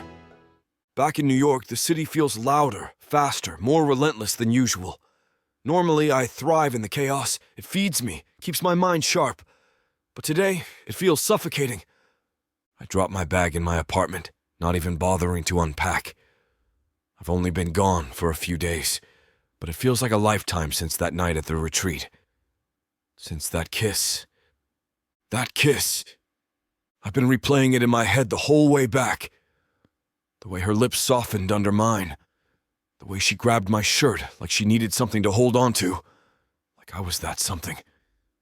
For a moment it felt so damn right. But then it all unraveled. Annika's been distant since the retreat ended. Texts reduced to short replies, meetings rescheduled, the usual easy banter between us gone without explanation. And now? She's icing me out completely. I don't get it. We shared something real. I know she felt it too. But now it's like she slammed the door shut and locked it behind her, and it's driving me insane. The next morning, I show up at the office determined to figure it out. I'm not the kind of guy who just lets things go, especially when it comes to someone like Annika. She's sitting at her desk when I walk in, typing furiously on her laptop. Her face is calm, focused, but I know her well enough by now to catch the tension in her shoulders, the way her jaw tightens when she's stressed. "Morning," I say, leaning casually against the doorway. Annika barely glances up. "Morning." Her voice is cool, professional. No warmth, no smile, none of the usual fire in her eyes. "Okay. Fine. Two can play this game." I stroll into the office and drop into the chair across from her, folding my hands behind my head. "So, what's on the agenda today?" Annika pauses, her fingers hovering over the keyboard. "I thought we'd review the outline again. Tighten up the second act." "Sure," I say, nodding slowly. "That makes sense. But maybe before we dive in, we should talk about everything else." She finally looks up, her eyes sharp and unreadable. "What do you mean?" I give her a look. "Come on, Annika. You know exactly what I mean." "That night at the retreat," I say, keeping my voice steady. "The kiss, the conversation, all of it." Annika's eyes flicker, just for a second, but she recovers quickly, her expression smoothing out into something carefully neutral. "There's nothing to talk about," she says, her tone clipped. "It was a moment. A mistake. A mistake, and I wasn't expecting her to roll out the red carpet and declare her undying love. But a mistake?" "Wow," I say, leaning back in my chair. "That's cold, even for you." Annika crosses her arms, her jaw tightening. "It's not about being cold. It's about being realistic. We're co-writers, Peter. That's it. We crossed a line, and it's better for both of us if we just forget it happened." I shake my head, trying to keep my frustration in check. "You don't actually believe that?" "Yes, I do," she says, her voice unwavering. "You're lying." The words slip out before I can stop them. Annika blinks, caught off guard. "Excuse me?" "You heard me," I say, leaning forward, my eyes locked on hers. "You're lying. I've seen you spin stories before, Annika, but this is crap." Her eyes flash with something, anger maybe, or fear. "Don't psychoanalyze me, Peter." "I'm not psychoanalyzing," I shoot back. "I'm just calling it like I see it. You're scared." She opens her mouth to respond, but nothing comes out. For a second, the mask slips, and I see it. The vulnerability, the uncertainty, the walls she's fighting to keep up. "I'm not scared," she says finally, but her voice is quieter now. I lower my voice, softening the edges. "Yeah, you are. And it's okay. I get it. But you don't have to do this. Push me away because it feels easier than letting me in." Annika's eyes drop to her lap, and for a moment I think I've broken through. But then she looks up, her expression hardening again. "We're not doing this, Peter. Not here. Not now. We have work to do." My frustration bubbles over, and I stand abruptly, running a hand through my hair. "Fine, if that's what you want." "It is," she says, her voice firm. "Got it. I say, turning toward the door. But before I leave, I glance back at her, my eyes meeting hers one last time. For the record, I say quietly, it wasn't a mistake. Not for me. Annika doesn't respond, but the look on her face tells me everything I need to know. She's still running. This isn't how it's supposed to go. I'm not the guy who chases after someone who doesn't want to be caught. But Annika, she's different. She's worth fighting for. I just have to figure out how. 'Cause one thing's for sure, I'm not giving up on her. Not yet. Chapter 13. Annika. I tell myself I'm doing the right thing. Keeping things professional, setting boundaries. It's better this way. Clean, predictable, safe. But no matter how many times I repeat that mantra, it rings hollow. Every time I pass Peter in the hallway or catch him glancing at me during our meetings, my resolve wavers just a little bit more. I'm hanging on by a thread, holding tight to the belief that pulling back is smart, that letting him in would only end in disaster. And then Ashley plants the final seed of doubt. It starts over coffee, like most of our conversations. We're sitting at a small cafe near the office, and Ashley's stirring her latte with one perfectly manicured finger, a sly smile playing on her lips. "So," she says, her voice light and conversational, "how's the co-writing going?" I roll my eyes, already bracing myself. "It's fine. Productive." Ashley sips her drink, her green eyes watching me too closely. "You and Peter seem close." My stomach tightens. We're working together. It's natural to spend time with each other. "Of course," she says, drawing out the words. "But it looked like a little more than just work at the retreat. I saw you two in the lounge, very cozy." Her tone is teasing, but there's something sharp beneath it, like a knife wrapped in silk. I force a laugh. "We were brainstorming." Ashley raises an eyebrow. "Is that what we're calling it now?" I take a sip of my coffee, trying to appear unfazed, but my pulse is thudding in my ears. "What's your point, Ashley?" She leans in, her voice dropping just enough to sound conspiratorial.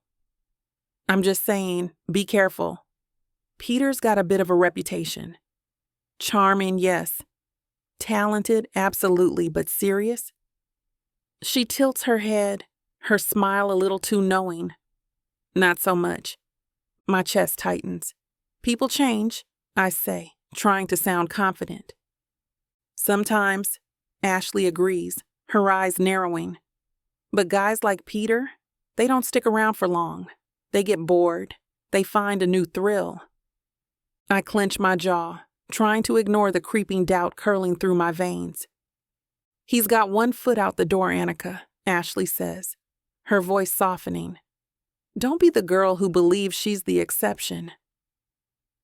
I should walk away. Tell her she's wrong, but I don't.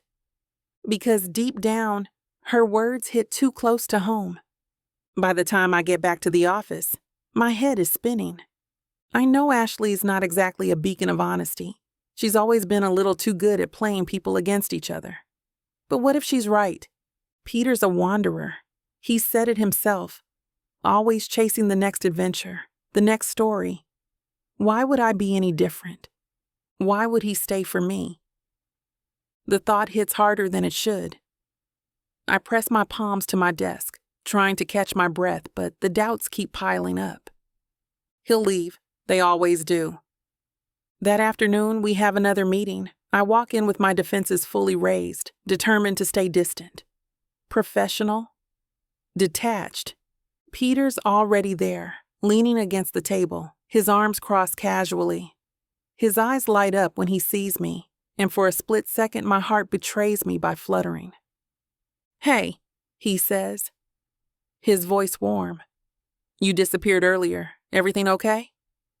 "Fine," I say, keeping my tone brisk.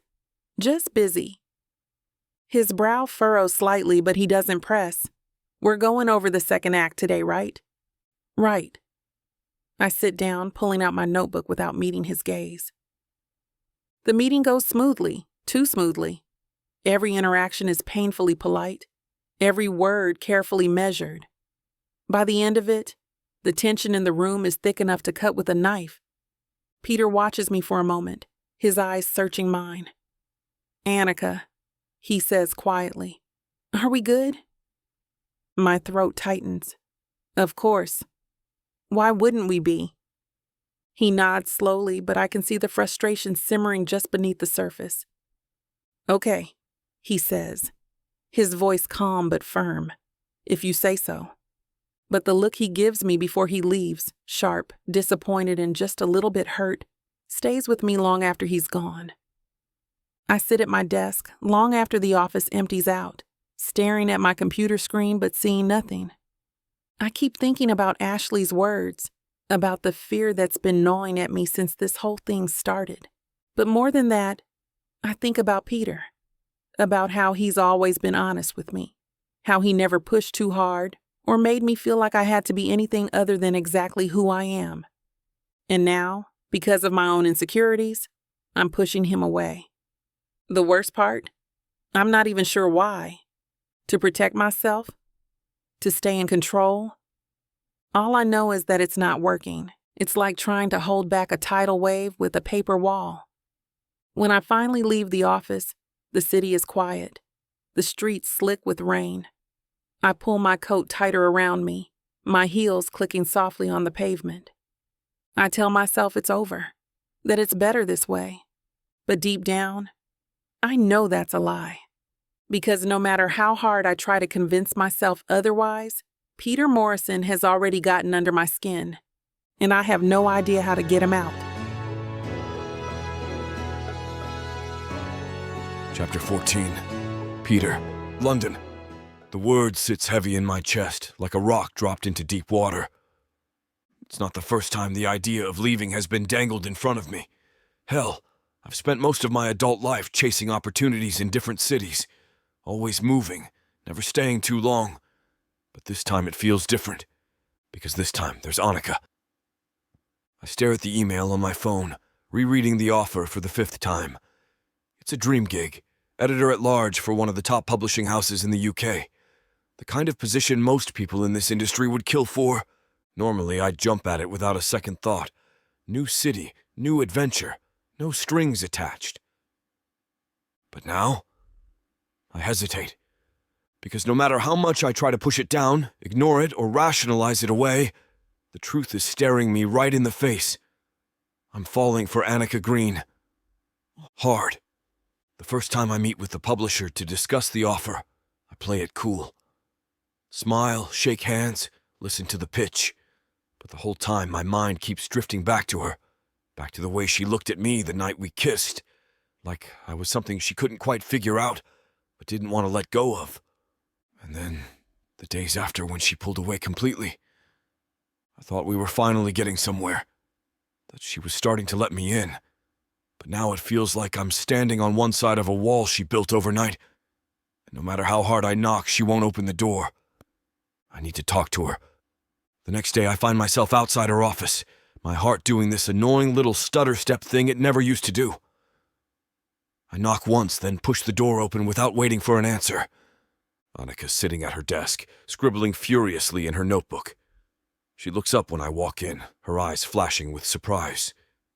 "Peter," she says, her voice carefully neutral. "What's up?" I step inside, closing the door behind me. "We need to talk." Her eyebrows lift slightly, but she leans back in her chair, crossing her arms. "About?" I hesitate for a second, my pulse thudding in my ears. Just tell her about the job. Rip the bandage off, but the words stick in my throat. Instead, I say, "About us." Annika's eyes narrow just a fraction. "I thought we agreed to keep things professional." "Yeah, I remember," I say, my voice softening. But that doesn't mean I can just forget everything that's happened. Her gaze drops to her lap for a second, then back up to me. I never asked you to forget it. Then why are you acting like it didn't mean anything? She opens her mouth, then closes it again, her jaw tightening. Because it's complicated, Peter. You don't understand.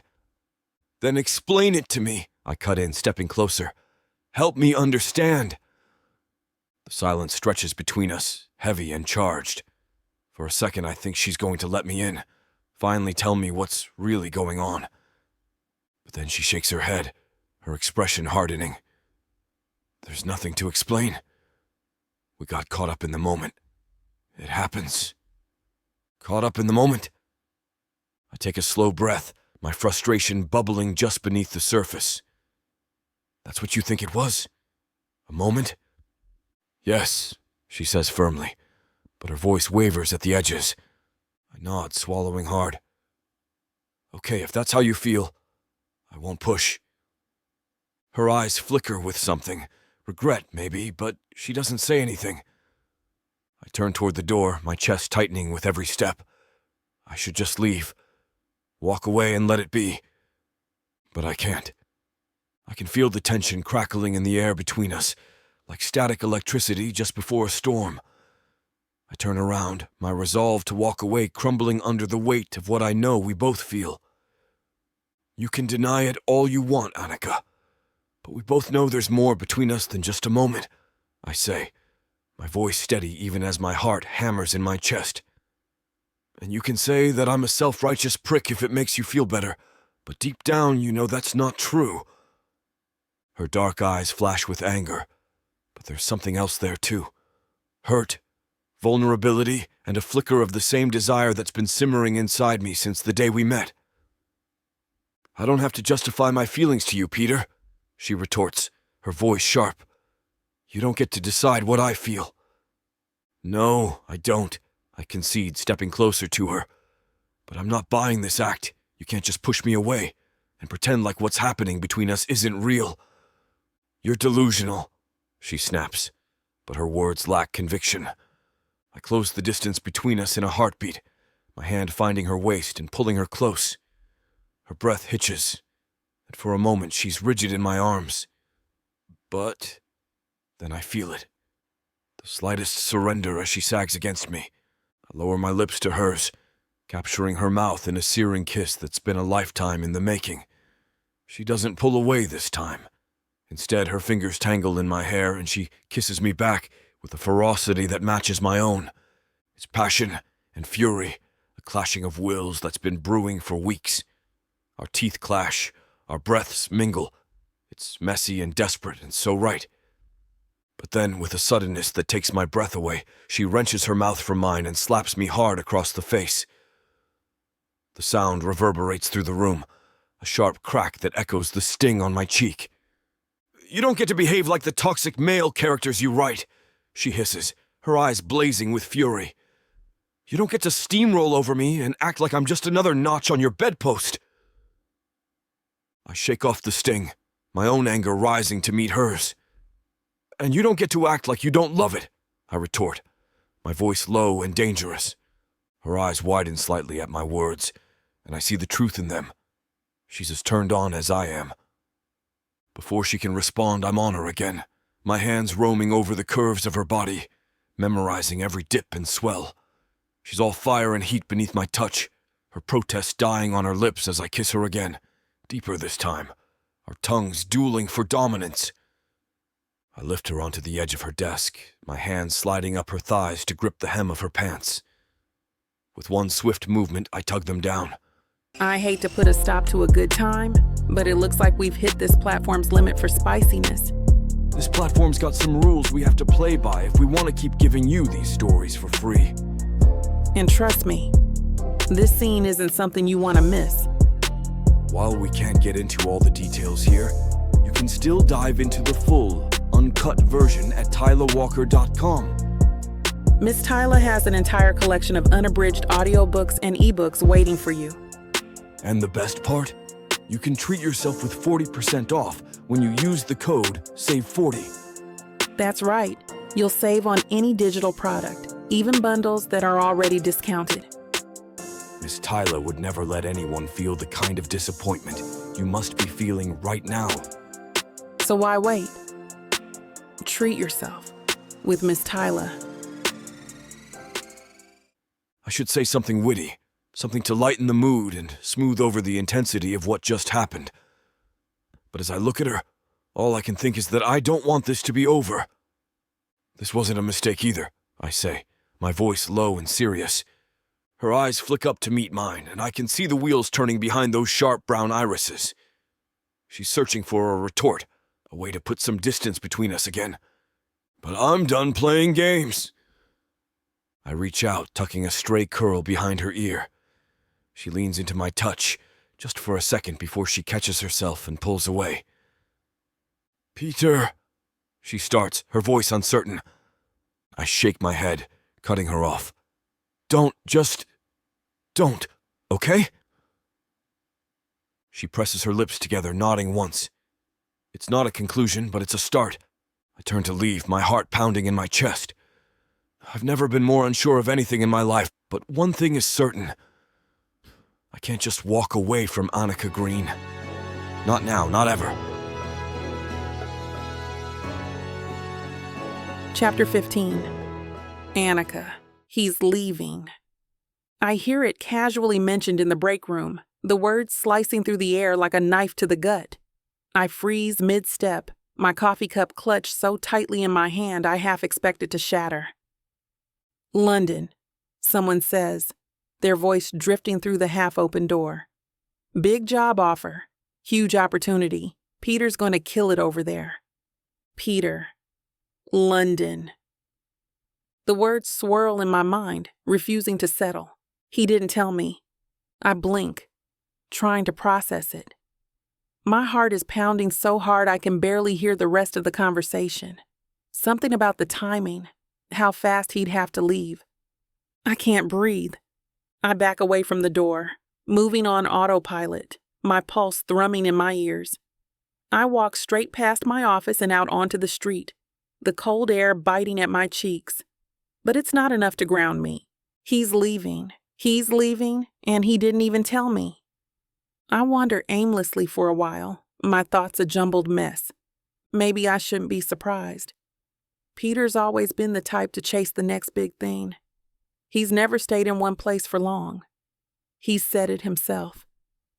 I just didn't think. I should have known better.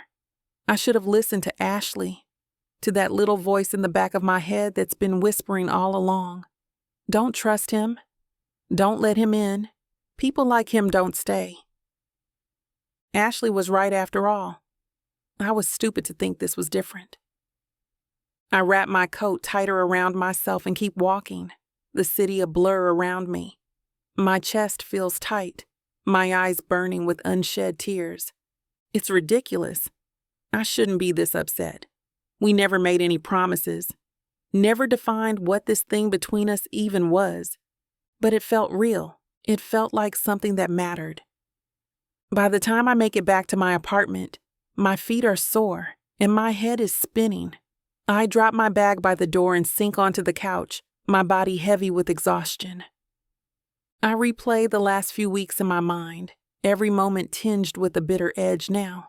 The late-night brainstorming sessions, the way he looked at me like I was the only person in the room, the way his voice softened when he said, "It doesn't have to be complicated." I thought we were building something real, but maybe it was only real for me. My phone buzzes on the table, and my stomach flips when I see his name on the screen. Peter. Hey, you okay? You left the office pretty fast. I stare at the message, my fingers hovering over the keyboard. I should respond. Tell him I'm fine. Act like nothing's wrong, but I can't. I set the phone down, my heart twisting in my chest. He didn't tell me about the job. He didn't even give me a chance to process it. And maybe I don't have the right to be upset after pushing him away so much, but I thought that he would keep. Damn it. It's already decided. He's leaving. And I can't be the one left behind, waiting and wondering. I won't do that to myself again. The next morning, I'm at the office early, determined to face him head on. I've made up my mind. Whatever this was, it has to end. Clean break. No messy conversations. No lingering what-ifs. I'm at my desk when Peter walks in, his usual confident swagger replaced by something more tentative. He glances at me, his eyes warm, but I force myself to stay cool, detached. "Morning," he says, his voice soft. "Morning," I reply without looking up. He hesitates, then steps closer, his hands in his pockets. "Annika, about yesterday?" I cut him off before he can finish. "Don't worry about it." His brow furrows. "Annika?" "I'm fine," I say, my voice sharp. Peter watches me for a moment, his eyes searching mine. "Okay," he says slowly, "if you're sure." I am. I meet his gaze head on, my heart hammering in my chest. Actually, we should probably set some clearer boundaries moving forward. Keep things strictly professional. His face falls, the warmth in his eyes dimming. "Boundaries?" "Yeah," I say, forcing a smile. "We've gotten too comfortable. It's better this way." Peter nods, but I can see the confusion, the hurt flickering behind his calm exterior. "Right," he says quietly. "If that's what you want." "It is," I lie. "Okay." He takes a step back, his jaw tightening. "Guess I'll see you at the meeting later." "See you," I say, keeping my voice light, casual, like my heart isn't breaking into 1,000 pieces. He turns and walks away, and I watch him go, my chest aching with every step he takes. As soon as he's gone, I drop into my chair, my hands shaking. I tell myself I did the right thing, but it doesn't feel right. It feels like I just tore something beautiful apart before it even had a chance to grow. Chapter 16. Peter. Something's wrong. I don't know what it is, but I can feel it in my gut. Annika's been colder, quieter, like she's a million miles away even when we're sitting in the same room. Every conversation feels like walking a tightrope, and no matter what I say, she keeps pulling further and further back. I've replayed the past week 100 times, trying to pinpoint the exact moment when everything shifted. The retreat, the kiss, the late-night talks. It all felt real. We were finally cracking each other open, letting each other in. And now, it's like a door slammed shut, and I'm stuck on the outside, pounding on it while she pretends she can't hear me. Did I take it too far by sleeping with her? I'm not the kind of guy who does subtle hints and passive waiting. If something's broken, you talk about it. You fix it. So today, that's exactly what I plan to do. She's at her desk when I walk into her office, typing furiously on her laptop. Her brow is furrowed, her shoulders tense. "Annika," I say, leaning against the doorframe. She glances up, her eyes guarded. "Hey, can we talk?" Her fingers pause on the keyboard, and for a split second I see something flash across her face. Hesitation, maybe. Fear. But she recovers quickly, closing her laptop with a snap. "Sure," she says, her voice carefully neutral. "What's up?" I step inside, shutting the door behind me. "You tell me you've been acting different lately." She folds her arms, leaning back in her chair. "Different how?"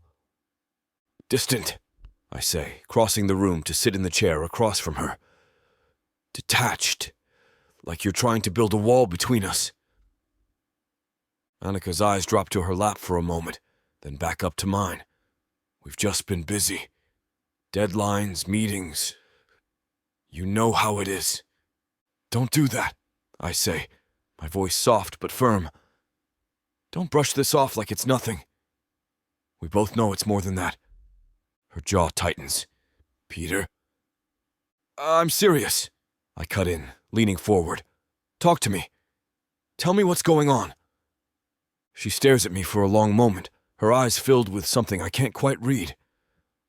Part of me thinks, hopes, she's about to let me in. Finally tell me the truth. But then she blinks, and the wall slams back into place. There's nothing to talk about, she says, her voice cold and final. I sit back, my frustration bubbling to the surface. That's crap. Her eyes widen, surprised. I don't usually push this hard, but I'm tired of tiptoeing around whatever this is.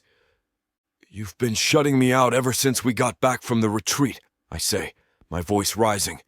1 minute, we're something, and the next, you're acting like none of it ever happened. Annika crosses her arms tighter like she's holding herself together. We crossed a line. It was a mistake. There it is again, that word. Mistake. I laugh, but there's no humor in it. A mistake? Is that really what you think? Her eyes flicker, and for a second, I swear I see something crack beneath her carefully constructed exterior. It doesn't matter what I think, she says quietly.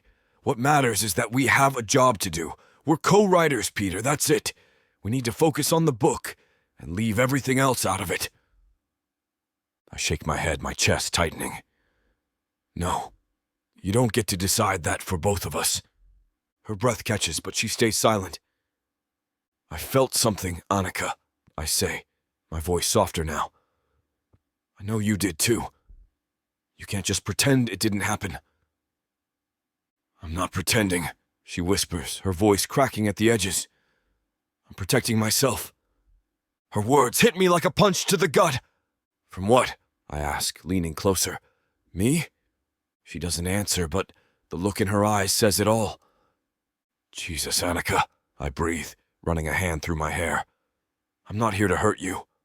I'm not some guy who's going to disappear the second things get real. Her eyes flash with something. Anger, maybe, or fear. Aren't you?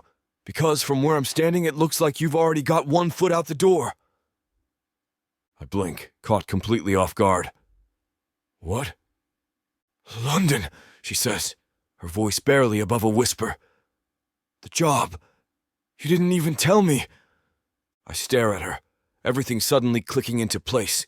The coldness, the distance, the walls she's been building. It's because of the job.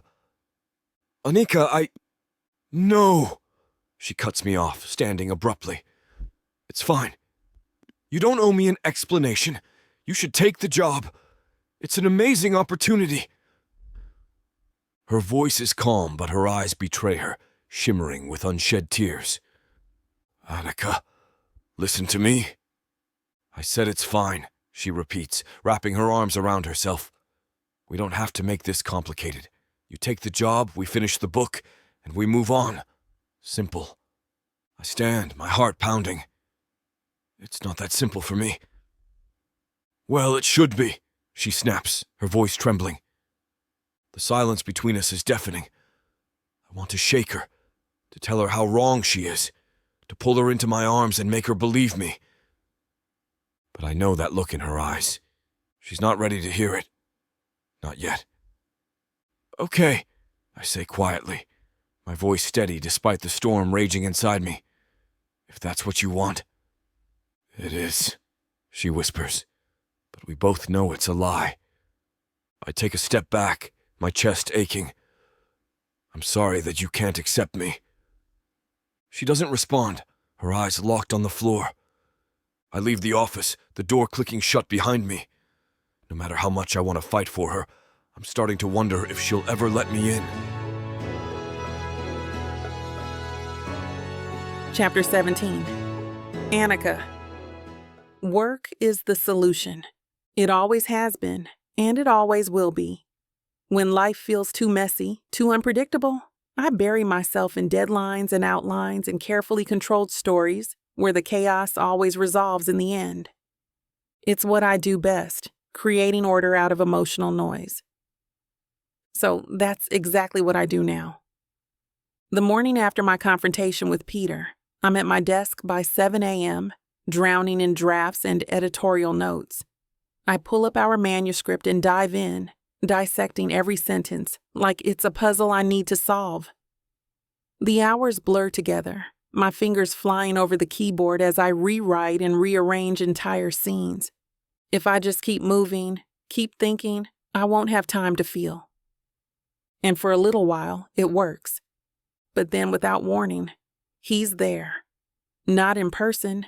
He's too smart to barge in again, but in my head. His voice, low and steady.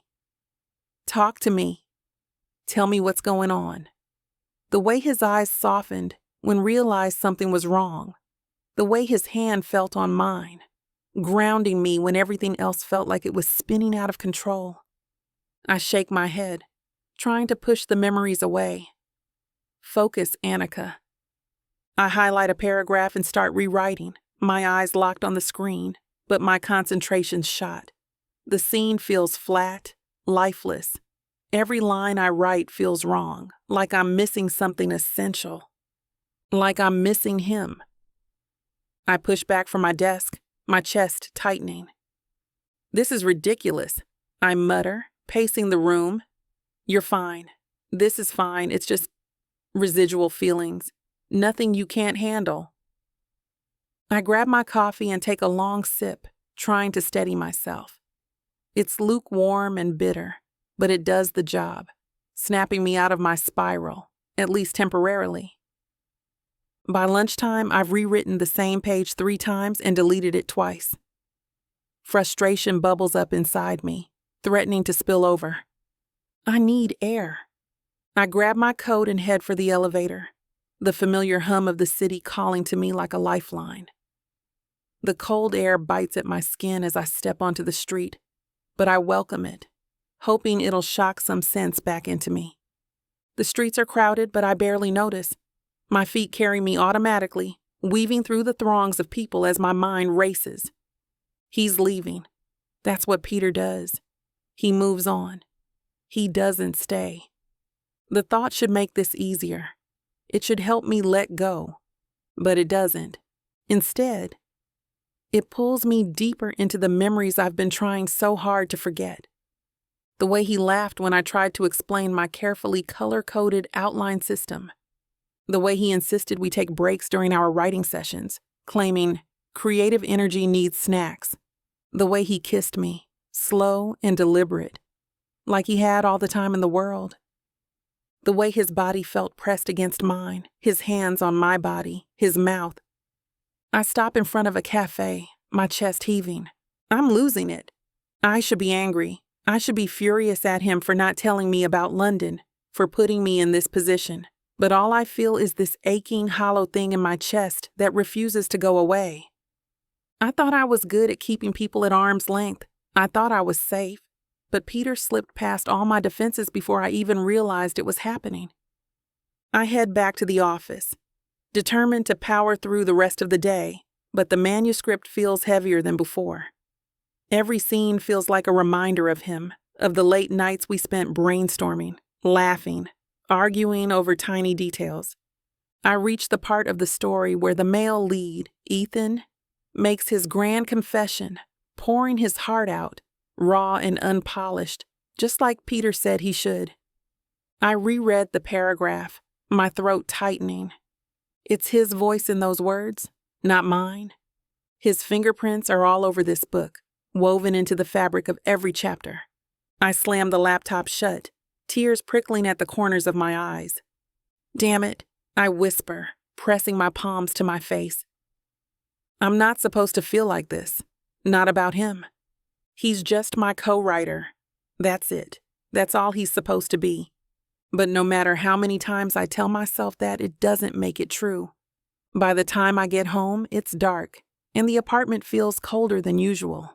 I kick off my shoes and sink onto the couch, wrapping a blanket around myself like it'll somehow protect me from my own thoughts.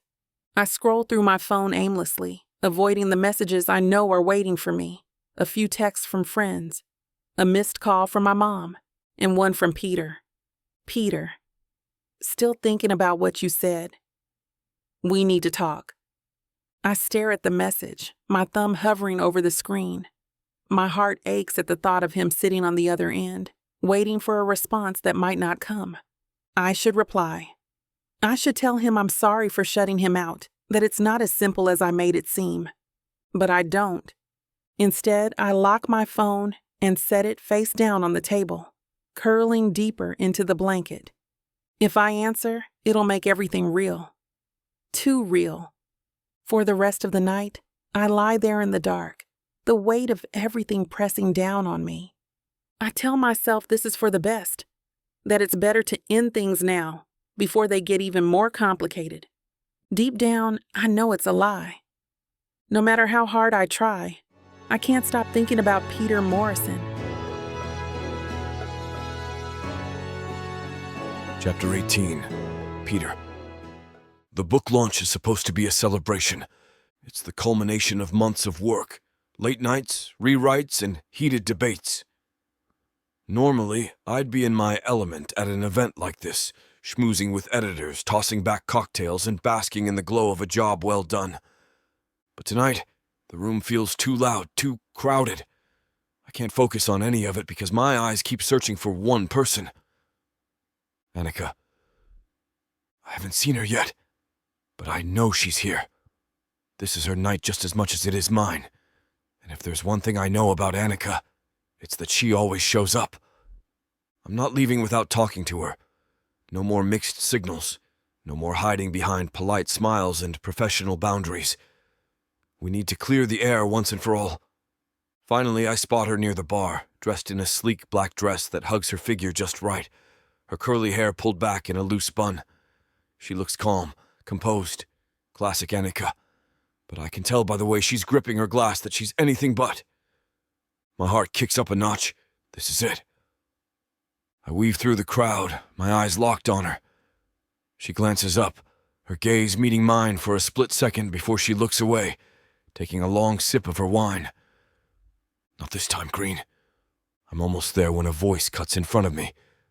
Peter! There you are! It's Ashley. Of course it's Ashley.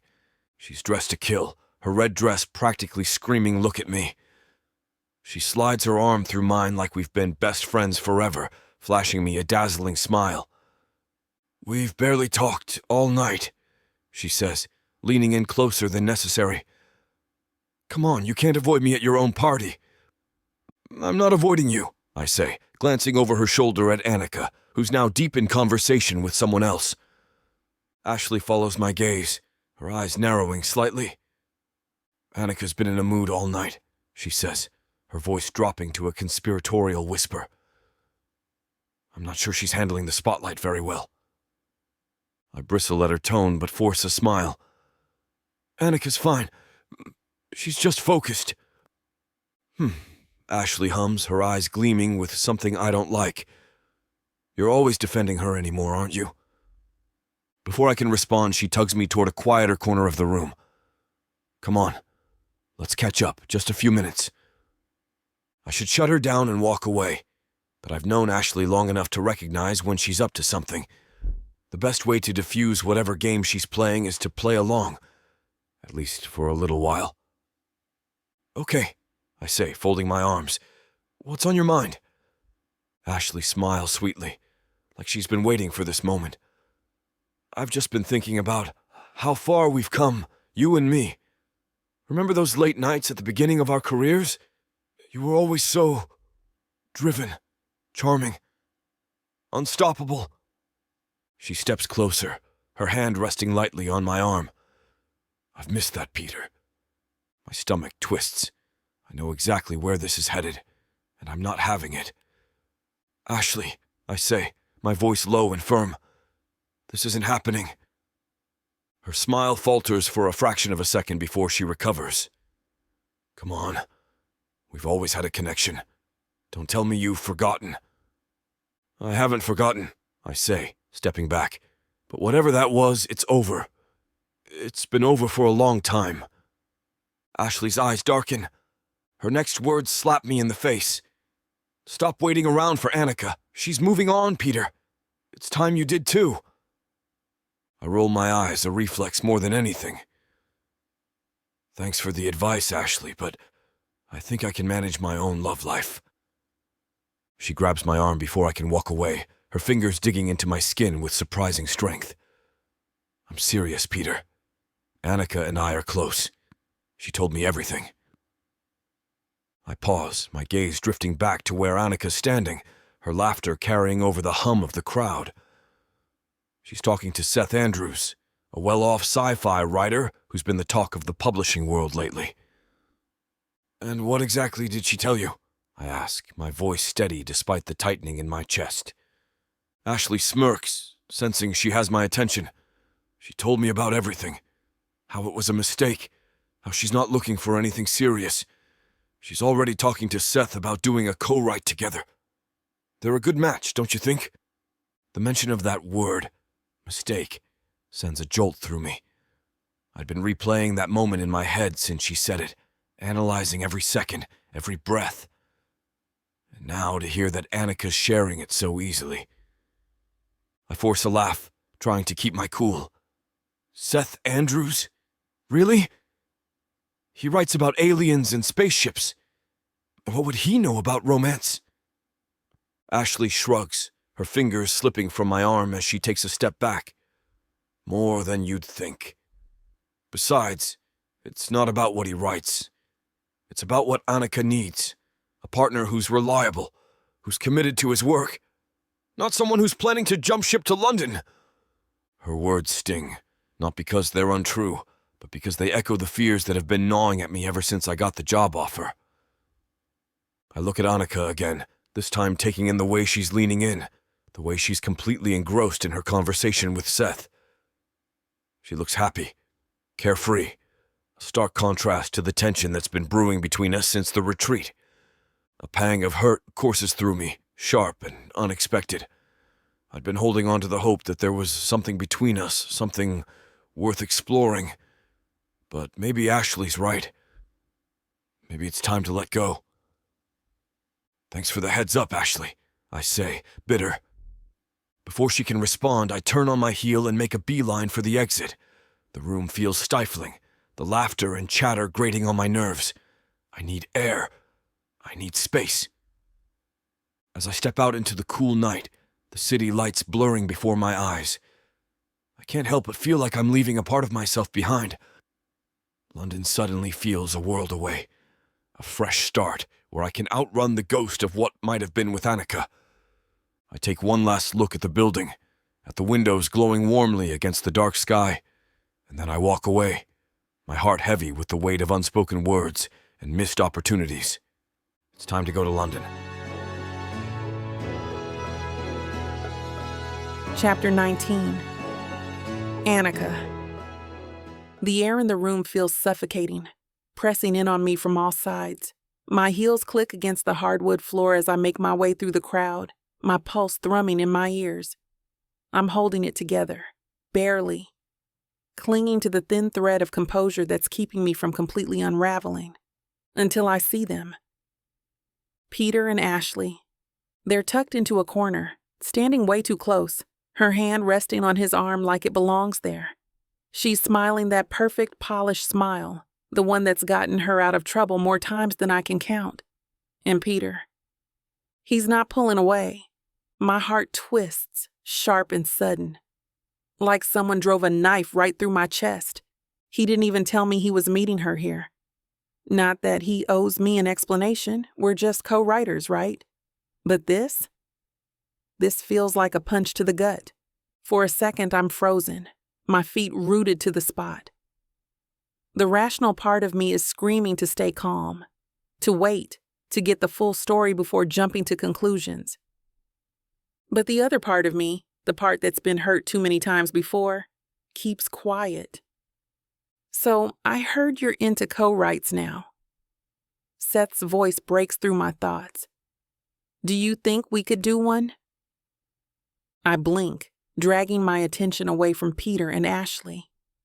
Seth's hovering closer than necessary, his cologne sharp enough to make my nose twitch. I don't think sci-fi and contemporary romance are exactly compatible genres. Come on, Annika. He shifts even closer, his shoulder brushing mine. Think about it. Space stations, distant planets, and... His eyebrows waggle. Zero-gravity love scenes. My stomach turns. I don't really go the erotica route. He chuckles, shaking his head. Come on. I know all about you female romance writers. You all love a good smut scene. And anyway, I wouldn't mind adding a little more romance into my world. I take a step back, glancing toward where Peter and Ashley were standing. The corner's empty now. Excuse me. I move past Seth, not bothering with politeness. My heels sink into the plush carpet as I make my way to Ashley, who's now perched at the bar examining her nails. Where's Peter? Ashley looks up, a small smile playing at the corners of her mouth. Oh, he had to catch a flight. She takes a delicate sip of her martini. Something about London calling. The room spins slightly. I grip the edge of the bar, my knuckles going white against the polished wood. A flight? Now? She sets down her glass with a soft clink. Seemed pretty eager to leave, actually. The room tilts sideways. My stomach lurches and I press my hand against it, trying to steady myself. The champagne I'd been sipping earlier threatens to make a reappearance. I need to go. The words come out barely above a whisper. Ashley swirls her martini, the olive bouncing against the glass. Some book launch this is turning out to be. Both authors ditching before the party's even started. Her laugh tinkles like broken glass. Though I suppose Peter had a good reason. London's calling, after all. I grab my clutch from the bar, my fingers trembling. The metallic clasp feels cold against my skin, grounding me just enough to keep moving. Annika. Ashley's voice follows me. Don't you want to hear what Peter said about? I push through the crowd, not bothering to look back. Bodies press against me from all sides. Editors, agents, fellow writers. Their voices a meaningless buzz in my ears. Someone calls my name, but I keep walking. The exit sign glows like a beacon. I walk home in a daze, my mind replaying the scene over and over. Every word, every glance, every second I spent watching Ashley drape herself all over Peter like it was the most natural thing in the world. Maybe it was. I shouldn't have expected more from him. Peter's always been a charmer, a wanderer. He was never going to stay. Not for me, not for anyone. And yet, I wanted to believe he was different, that we were different. Stupid. I press my fingers to my temples, trying to block out the memories, but they keep coming. His smile, his laugh. The way he looked at me like I was something more than just another person passing through his life. Lies, all of it. By the time I reach my apartment, I'm exhausted. Physically, mentally, emotionally. I drop my bag by the door and collapse onto the couch, burying my face in my hands. I want to cry, to scream, to feel something other than this crushing weight in my chest, but no tears come.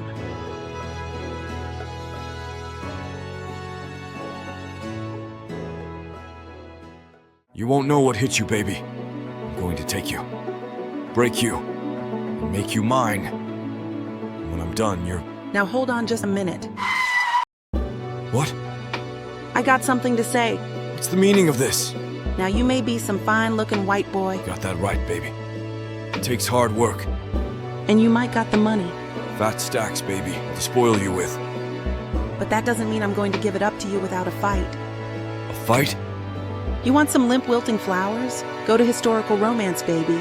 But you want sassy and spicy strong black queens that tame their alpha male bad boys? I think our listeners do. Then you go on and look at Miss Tyla's Bougie Brides and Billionaires audio bundle. 50 hours of me whispering the most romantic things in your ears. Fake marriages, alpha male billionaires, strong black women, steamy scenes that will make your eyes roll back. And everything wrapped up in a happily ever after that will put you in an afterglow.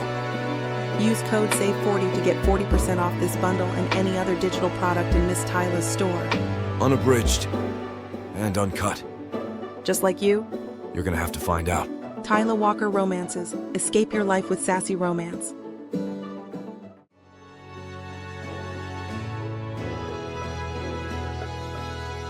Chapter 20. Peter. I step into the arrivals hall at Heathrow, my head pounding from the combination of jet lag and too many in-flight whiskeys. The fluorescent lights feel like needles in my eyes, and my shirt's wrinkled from sleeping awkwardly against the window. A woman in a crisp navy suit holds up a sign. Peter Morrison, Berkeley Publishing. That's me! I force my lips into what I hope passes for a smile. Mr. Morrison. She extends her hand, her grip firm and professional. I'm Rebecca Thompson, head of talent acquisition. You look even more handsome than you sounded on our phone calls. I let out a laugh that sounds wrong even to my own ears. Thanks. The compliment sits uncomfortably in my chest, like a pill that won't go down. We're absolutely thrilled to have you joining us. Rebecca falls into step beside me as I wheel my carry-on through the terminal. The entire romance department is buzzing. Your sales numbers in the States are impressive, and that collaboration with... Yeah. I cut her off, not wanting to hear that name. Looking forward to the new challenge. Wonderful. Now we've set you up at the Dorchester until you find a permanent place. The publishing house is just a short tube ride away in Bloomsbury. You'll love the area, very literary. Virginia Woolf used to live there, you know? And the office... Oh, you should see your view of the British Museum. We've completely renovated the fiction department. Her voice fades into white noise as we navigate through the crowd. A family reunion unfolds nearby. Tears, hugs, laughter. The sight makes my chest tighten. I check my phone. No messages. What did I expect? I slide into the town car's leather seat, my phone screen still mockingly blank. It's what? 4 in the morning in New York? The rational part of my brain knows she's probably sleeping, but another part whispers that even if she were awake, staring at her ceiling and thinking about me, which she isn't, she wouldn't text.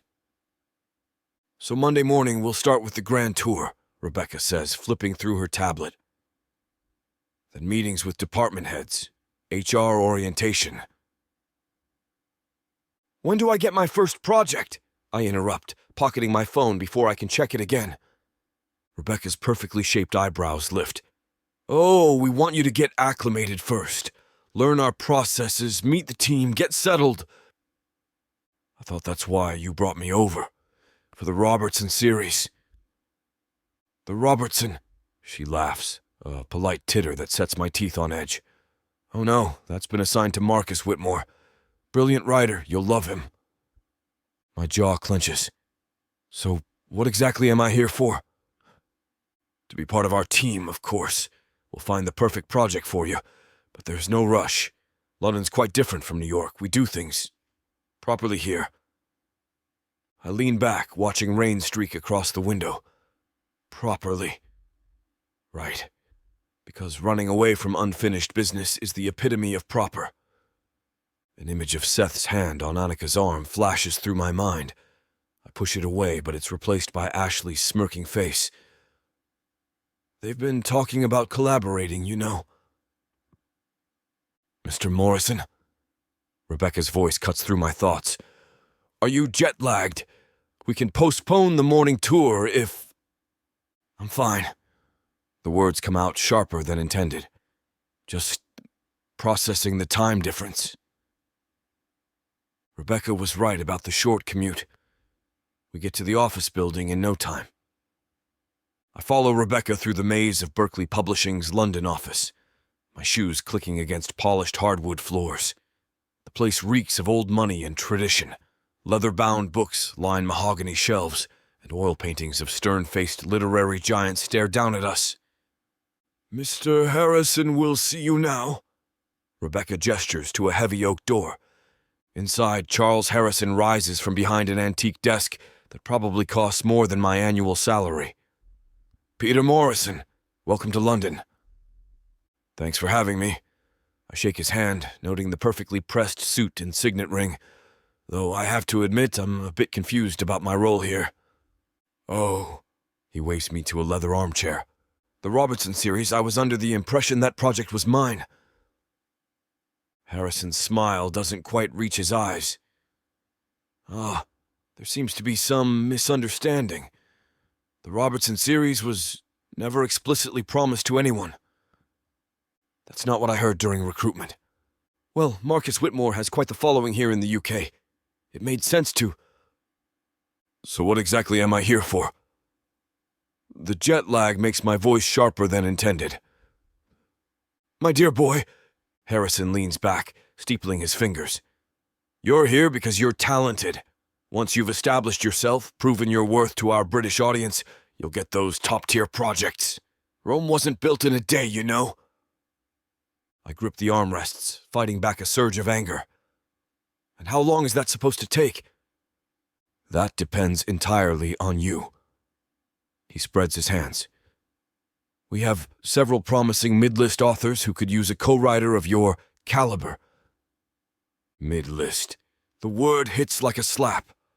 I left New York, left her, for this. That collaboration with Annika Green. Charles brightens, leaning forward. Brilliant work. I've read the manuscript myself. The way you balance the masculine and feminine perspectives. Masterful. My stomach twists at her name. The manuscript sits unfinished on both our laptops, haunting us from different continents. In fact, Charles continues, we'd love for you to give a speech at next week's conference.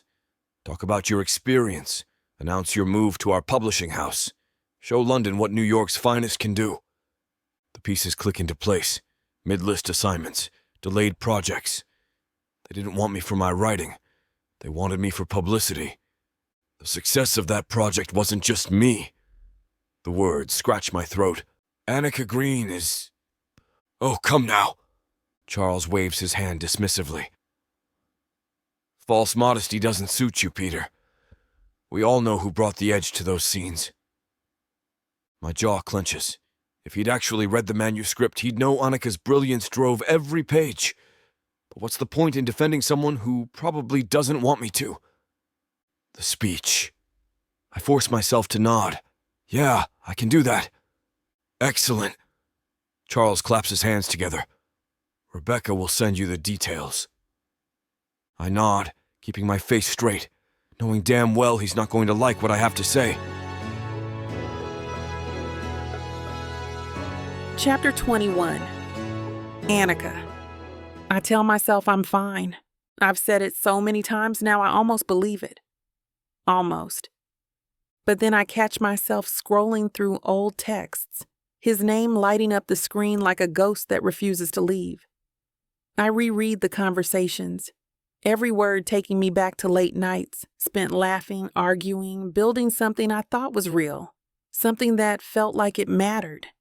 I slam my phone face down on the table and take a long breath. You're being ridiculous, Annika. You've survived worse. You've walked away from bigger heartbreaks. This shouldn't hurt so much, but it does. A knock at the door pulls me out of my spiral. It's open, I call, already knowing who it is. The door swings open and Leah steps inside, balancing a coffee cup in one hand and a bag of pastries in the other. She's wearing her usual casual but chic outfit, oversized sweater, ripped jeans, and an expression that tells me she's ready for a no-nonsense conversation. Hey, she says, dropping the bag on the counter and giving me a once-over. You look like you've been living in your head all day. What's going on? Nothing, I lie, reaching for the coffee. Just busy. Leah raises an eyebrow, clearly not buying it. Right, and I'm Beyoncé. I roll my eyes but don't respond. She leans against the counter, her eyes narrowing. Okay, spill. What's going on with you and Peter? My chest tightens at his name. Nothing. We're done. Leah crosses her arms. You've been moping around for days. Did something happen at the launch? I hesitate, my fingers tightening around the coffee cup. I saw him with Ashley. Leah blinks, then frowns. Wait, Ashley? As in professional manipulator and all-around terrible person. Ashley? That's the one. And it was exactly what I expected. I say, my voice bitter. She was all over him and he didn't stop her. It was like watching every worst-case scenario I'd ever imagined play out in real time. Leah's eyes soften and she takes a step closer. Annika, are you sure you're not jumping to conclusions? I don't know, I say quietly. He left before I could talk to him. Leah sighs, pulling out a stool and sitting across from me. Look, I get it. You've been hurt before, and it's easier to run than to stay and deal with all the messy stuff. But Peter's not your ex. He's not your dad either. I flinch at the mention of my dad, but Leah keeps going. I've seen the way he looks at you, she says, her voice softer now. That man is head over heels for you. And you're telling me you threw it all away because of Ashley? Annika, that girl thrives on drama. She probably set the whole thing up just to mess with you. I swallow hard, my throat tight. Even if that's true, it doesn't change the fact that he's gone. He got an offer in London. He didn't even tell me. Leah's eyes widen. Wait, London? Seriously? Yeah, I say, trying to keep my voice steady. Leah studies me for a long moment, then shakes her head. You have to talk to him. I can't, I say, the words coming out sharper than I intend. It's too late. No, it's not, Leah insists. You're just scared. And you know what? That's fine. It's okay to be scared, but running away from him won't make it hurt any less. I press my palms to my temples, frustration bubbling inside me. What if I talk to him and it doesn't change anything? What if I'm right and he leaves anyway? Leah reaches across the counter, grabbing my hand. Then at least you'll know. At least you won't spend the rest of your life wondering what if. The weight of her words settles on my chest, heavy and inescapable. What if? I've spent my whole life avoiding that question. Playing it safe, staying in control, keeping people at arm's length so they couldn't hurt me. But Peter slipped through the cracks. And now I'm left with a choice. Keep running or face the truth head on. I don't know if I can do it. I whisper. You can, Leah says, squeezing my hand. You're the strongest person I know, and you don't have to figure it all out right now. Just start with a conversation. See where it goes. I nod slowly, the knot in my chest loosening just a little. What's the point? I say, my voice steadying. He's already gone. Annika, I'm tired. I lie, though my voice is exhausted enough to support it. Please go. Leah sighs, standing. All right, but I'm here for you, okay? I just nod, not bothering to look at her. I can't. I know I'm pathetic, but I don't think there's anything for me to do to change it. Chapter 22. Peter. I've always hated public speaking. It's not stage fright or anything like that. I just prefer one-on-one conversations where I can control the tone and read the other person's reactions. But today I'm about to put my heart on display in front of a room full of strangers, and I have no clue how it's going to end. Still, there's no turning back. Not now. The conference is in full swing, the room buzzing with chatter and the flash of cameras. Our book launch has gone better than anyone expected. Early reviews are glowing, pre-orders are through the roof, and the industry buzz is louder than it's ever been for anything I've written. But none of that matters. Not without her. The host, a polished woman in a sharp navy suit, taps the mic and calls the room to order. She runs through a few introductions, highlighting the success of our book, and then gestures toward the podium. And now, a few words from one of the authors himself, Peter Morrison. The room erupts into polite applause as I step onto the small stage. My palms are clammy, my heart pounding like a bass drum in my chest. I clear my throat, scanning the sea of faces. Wishing Annika was here. Doesn't matter, say it anyway. I gripped the edges of the podium, grounding myself. Thank you all for being here. It's been an incredible journey bringing this book to life. But before I talk about the book, I want to be honest about something. A murmur ripples through the room, the kind that comes when people sense something real is about to happen. I wasn't sure if I'd take on this project when it was first offered to me, I continue, my voice steady but raw. I didn't think I had much to say about love, at least not anything that hadn't been said 1,000 times before. But then I met my co-writer, Annika Green. I paused, the sound of her name sending a pang through my chest. Please be watching this, please be listening. She's brilliant, I say, my voice softening. She's the kind of writer who makes you want to be better, not just at your craft, but at everything. Annika has this way of seeing right through you, peeling back every layer until you're left with nothing but the truth. A lump forms in my throat, but I push through it. She taught me things I didn't even realize I needed to learn, not just about writing, but about love, about vulnerability, about letting go of control and trusting the mess. The room is silent now, everyone hanging on my every word. I take a deep breath. This book, this story, it wouldn't exist without her. But more than that, I wouldn't be who I am without her. She's changed me in ways I can't even begin to explain, and for that I'll always be grateful. I scan the crowd again, my heart in my throat. I made a mistake, I say, my voice breaking slightly. I let fear get in the way of something real and ran away. And if I'm being honest, I've regretted it every single day since. I step back from the podium, running a hand through my hair. This next part terrifies me, but I've come too far to stop now. So if she's watching, if she's listening, I just want to say one thing. I swallow hard, my voice steadying. I'm not leaving. A ripple of surprise moves through the crowd, but I keep going. London, the job. Forget about it. Not because it wasn't a great opportunity, but because I found something better here. Someone better.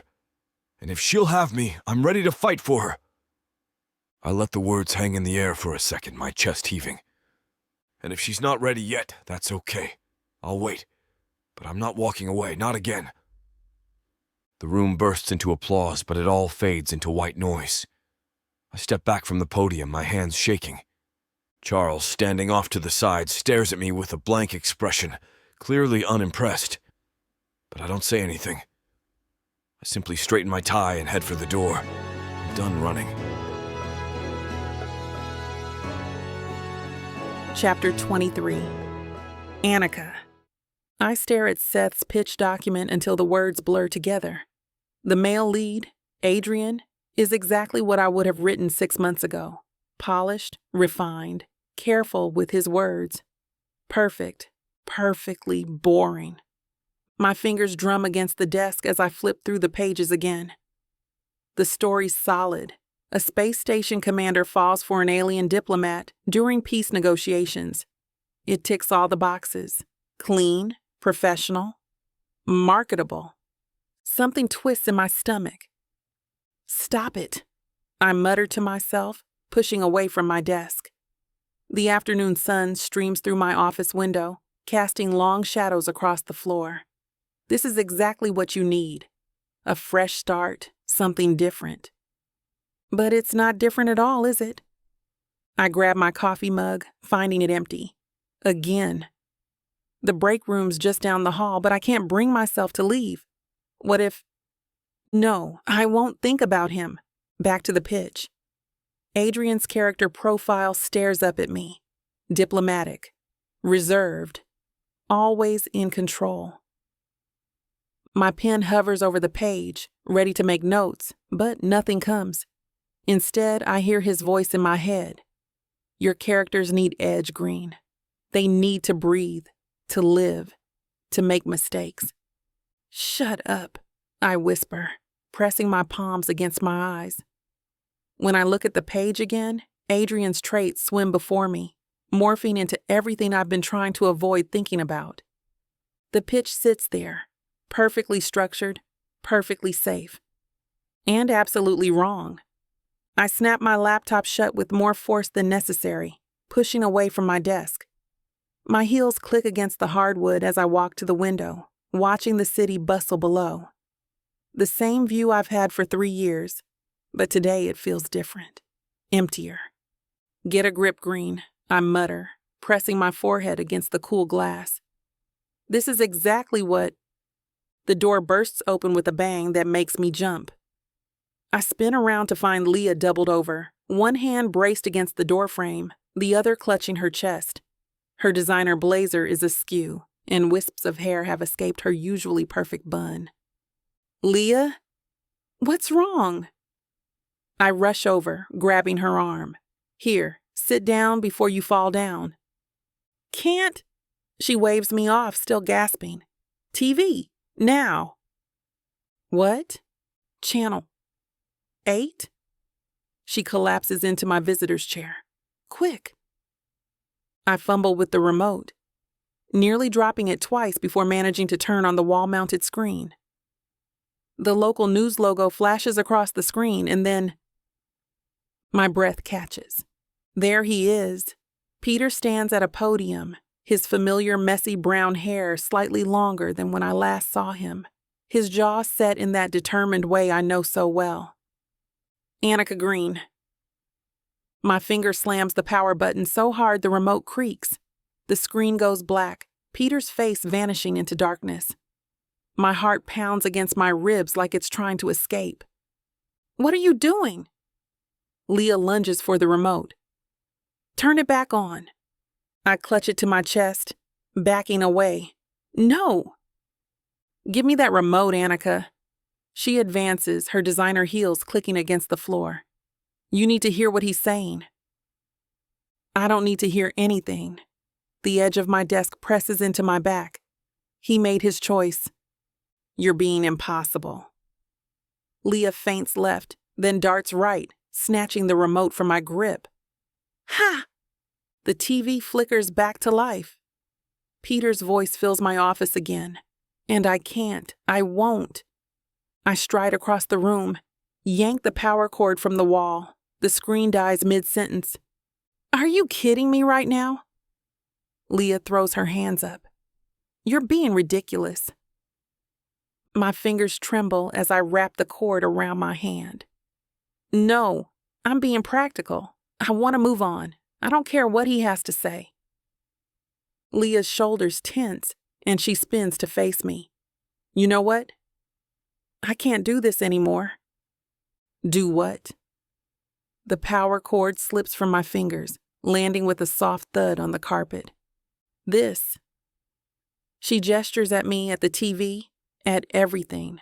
You, acting like you're fine when you're clearly not. Pretending you don't care when it's written all over your face. Running away from anything that might actually make you happy. I'm not running. Save it. She snatches her bag from the chair. I've watched you sabotage every good thing that's come your way because you're too scared to take a risk. And now you won't even listen to what he has to say. She throws her hands up and walks away, leaving me alone with my thoughts. Thoughts that tell me she's right. Chapter 24. Peter, I land in New York with one goal, to fix this. No more waiting, no more half-hearted texts or guarded conversations. I'm done with the excuses and the what-ifs. I need to see Annika, look her in the eyes and tell her everything. Everything I should have said weeks ago before it all spiraled out of control. I burst through JFK's sliding doors, my suit wrinkled from the 8-hour flight, and my 5 o'clock shadow closer to midnight. The humid New York air hits me like a wall after London's crisp spring morning. Publishing district, I tell the cab driver, giving him the exact address. And I'll double the fare if you can get me there in under 30. The driver's eyes meet mine in the rearview mirror. During rush hour, you're either crazy or desperate. Both. I loosen my tie, checking my phone. No messages from Annika, but Leah's sent 3 texts in the past hour. She's still at the office. She wouldn't watch the speech. Don't screw this up. The cab weaves through traffic, horns blaring around us. My knee bounces with each red light, each blocked intersection. The driver takes a sharp turn down a side street, and I grab the handle above the window. "Shortcut," he explains, navigating between delivery trucks. "Though I gotta ask, no luggage?" "Left it all behind." I check my watch for the 10th time. Some things are more important than clean socks. Must be some girl. I lean back, watching the familiar building slide past. She is!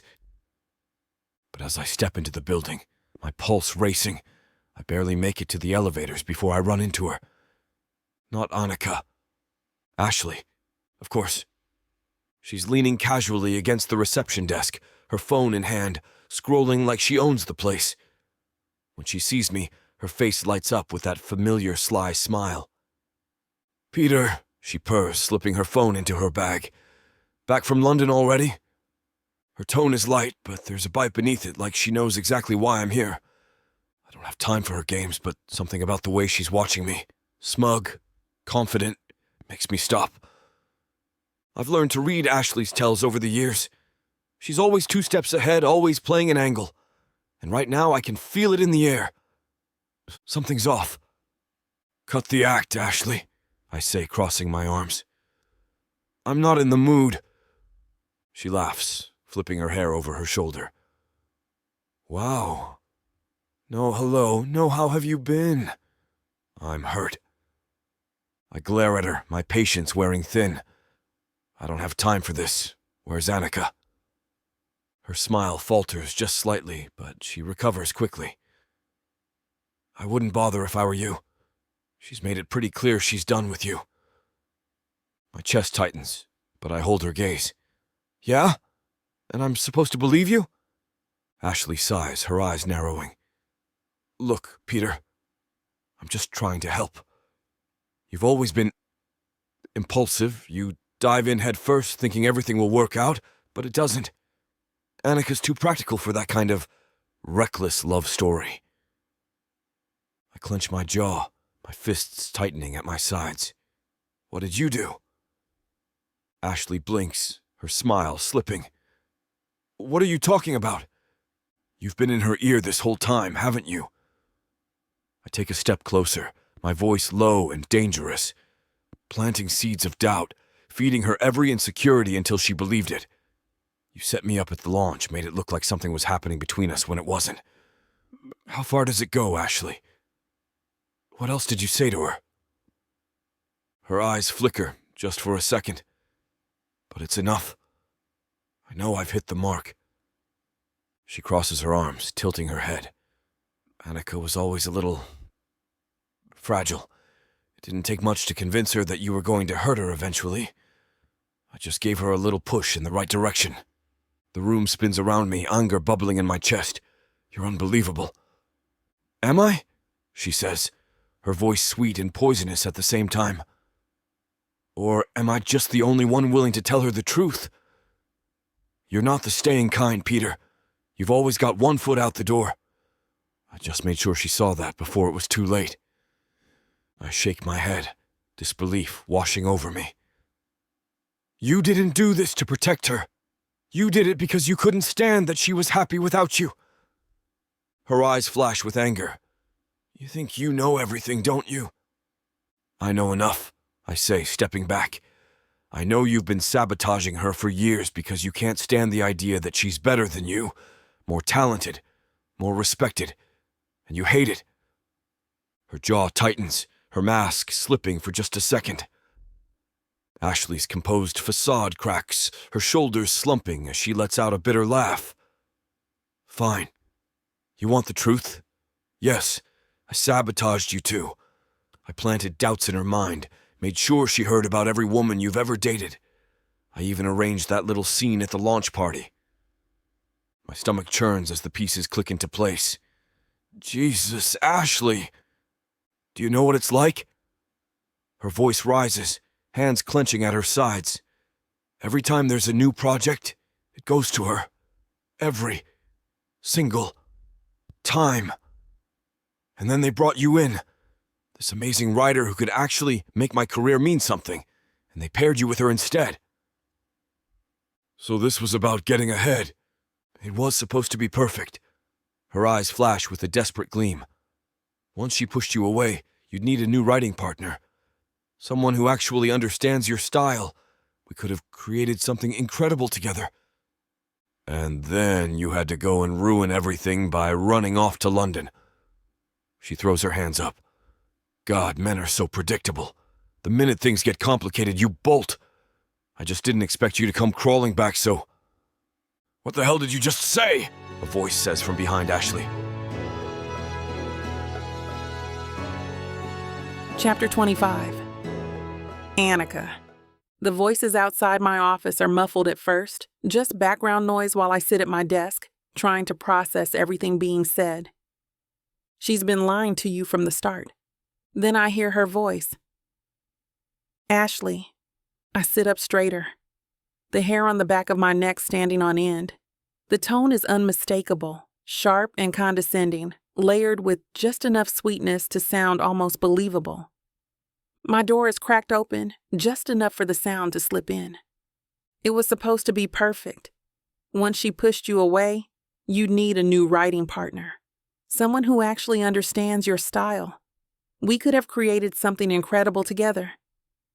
And then you had to go and ruin everything by running off to London. She continues. God, men are so predictable. The minute things get complicated, you bolt. I just didn't expect you to come crawling back, so...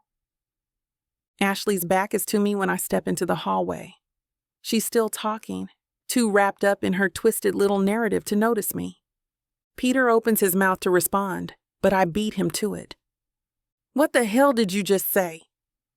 My voice cuts through the hallway like a whip, loud and commanding. Ashley whirls around, her face draining of color. Annika, she says, forcing a smile. I didn't see you there. No, I bet you didn't. My voice is steady, but there's an edge to it. A strength I didn't know I had until now. Ashley glances at Peter, then back at me, her eyes darting around like she's calculating her next move. Look, I think you're misunderstanding what I said. No, I say, cutting her off. I heard everything, Ashley. Every word. There's nothing to misunderstand. Her mouth opens and closes like a fish out of water, but no words come out. For once, she's speechless. You lied to me, I say, my voice rising. You did all of this on purpose, fed me lies and tried to sabotage the one good thing I've had in a long time. All because what? You couldn't stand that I was happy? That I was finally building something real with someone? Ashley's eyes flash with panic. Annika, I was just trying to protect you. Peter? He's not who you think he is. He would have left eventually. I was just speeding up the inevitable. That's not your call to make. I snap, my hands shaking with anger. You don't get to decide what's best for me. You've been pretending to be my friend while stabbing me in the back for years. I'm done.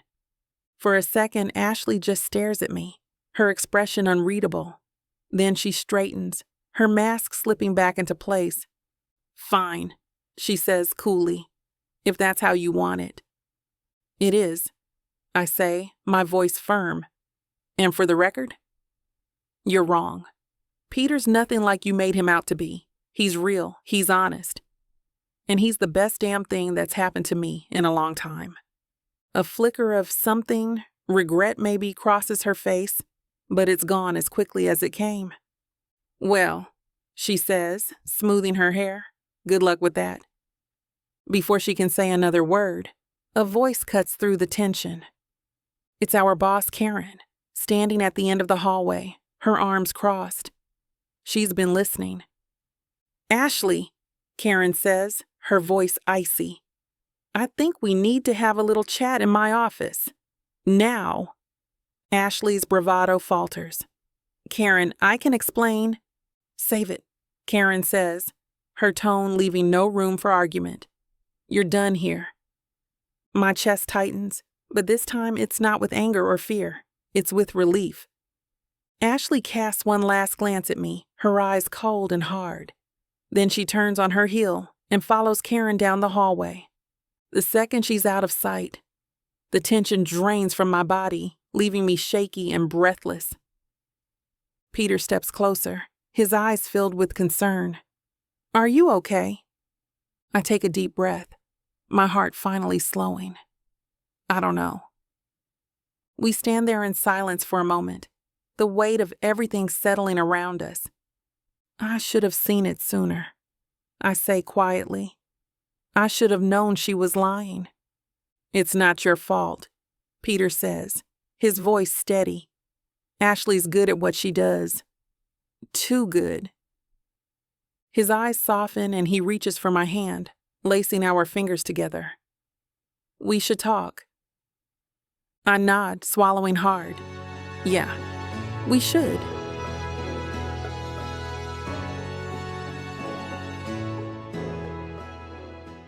This is it, baby. This is what you can get me that'll make me happy. You know I'll get you whatever you want. All you need to do is ask me and I'll give it to you. This ain't just it. This is everything I could ever want. Now I'm curious. What does a strong, sassy woman like yourself want so badly? Baby, you know what I want? I can't wait to hear.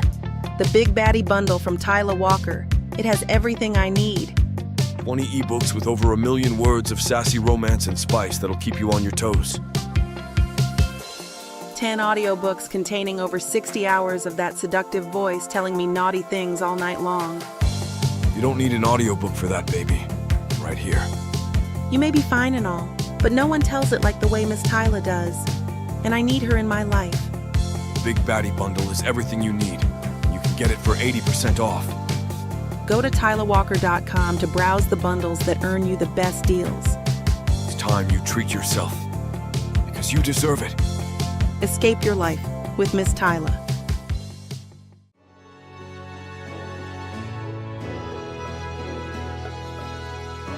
Chapter 26. Peter.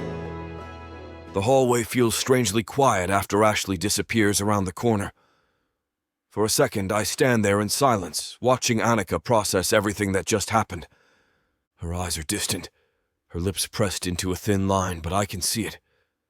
The battle going on inside her, the questions still lingering in her mind. I'm not waiting anymore.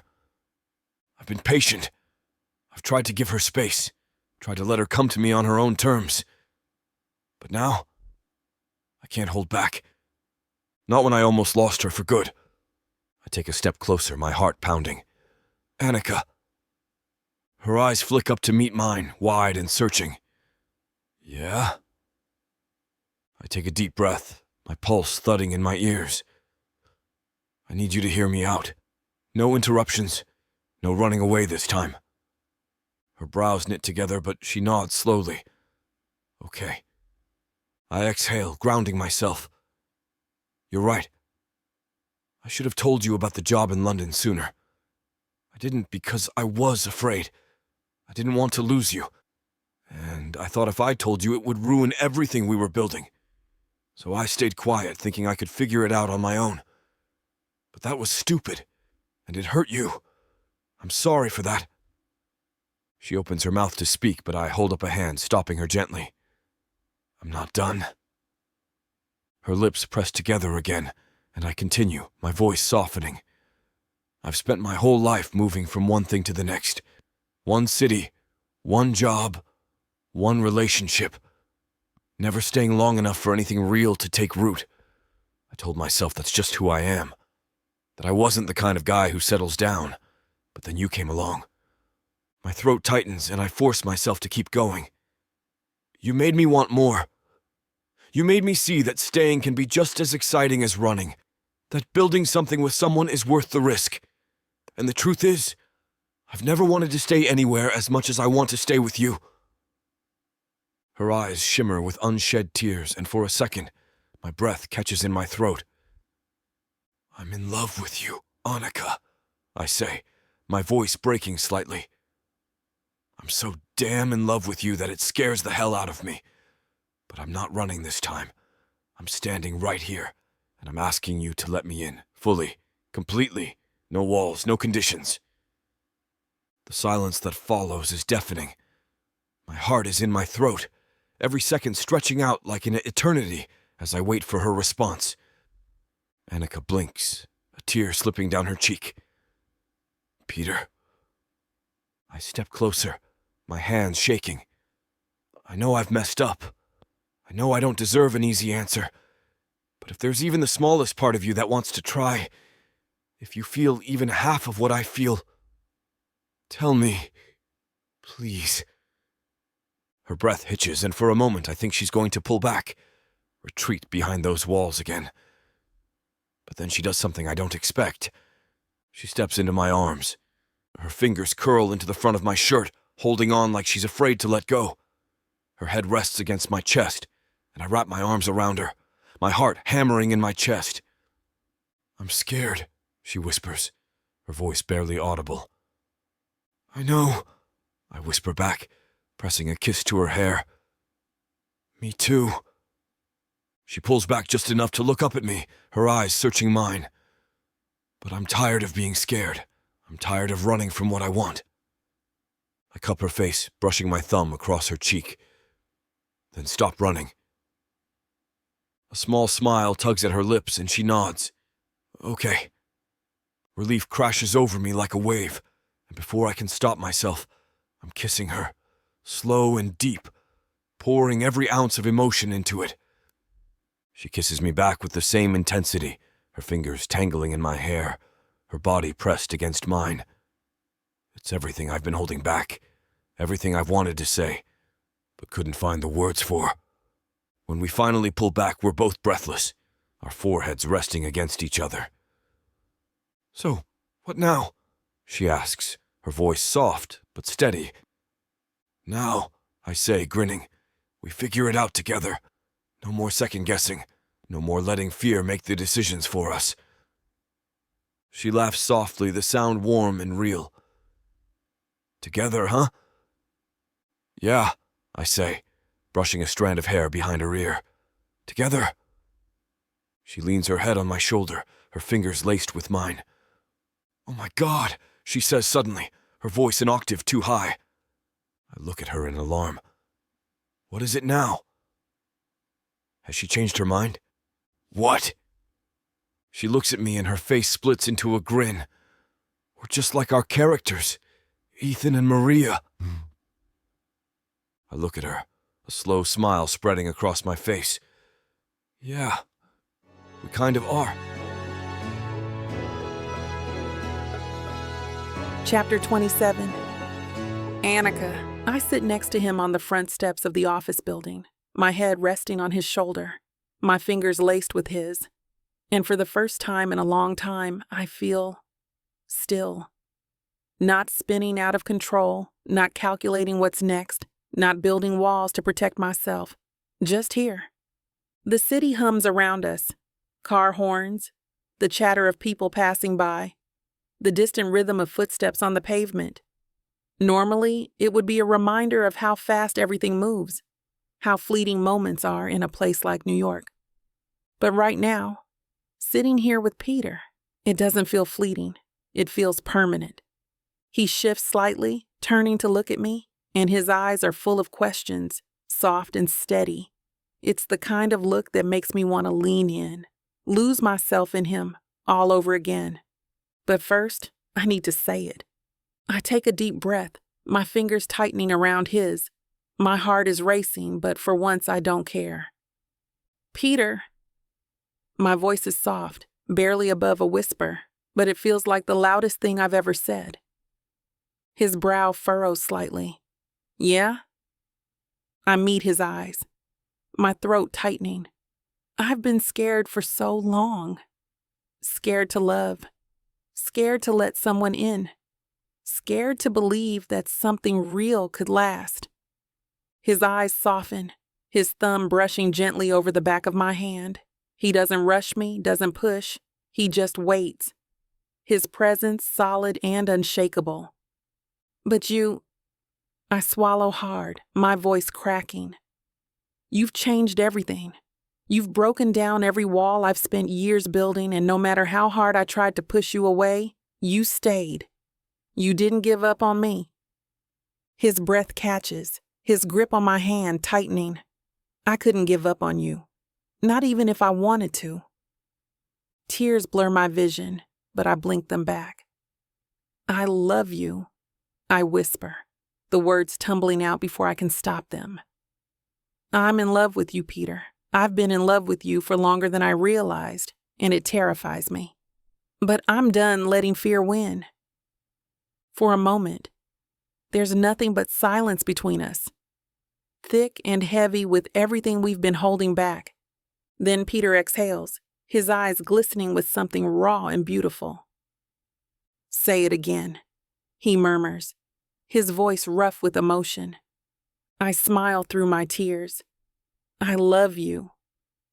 He lets out a soft laugh, his forehead pressing against mine. God, I've been waiting to hear that. And then he's kissing me, deep and slow, like he's trying to memorize every second of this moment.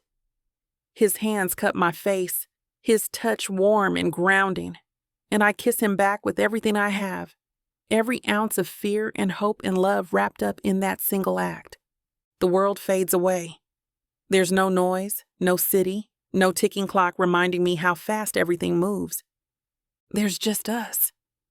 When we finally pull back, we're both breathless, our foreheads still touching. I thought I lost you, he whispers, his voice cracking just a little. You almost did, I admit, my heart tightening at the thought. But then you came back. You fought for me when I didn't even know how to fight for myself. He brushes a stray curl away from my face, his eyes never leaving mine. I'm not going anywhere, Annika. I meant every word I said. You're it for me. I don't care how messy or complicated it gets. I'm all in. My chest swells, the weight I've been carrying for so long finally lifting. Me too, I say, my voice steady. I'm all in.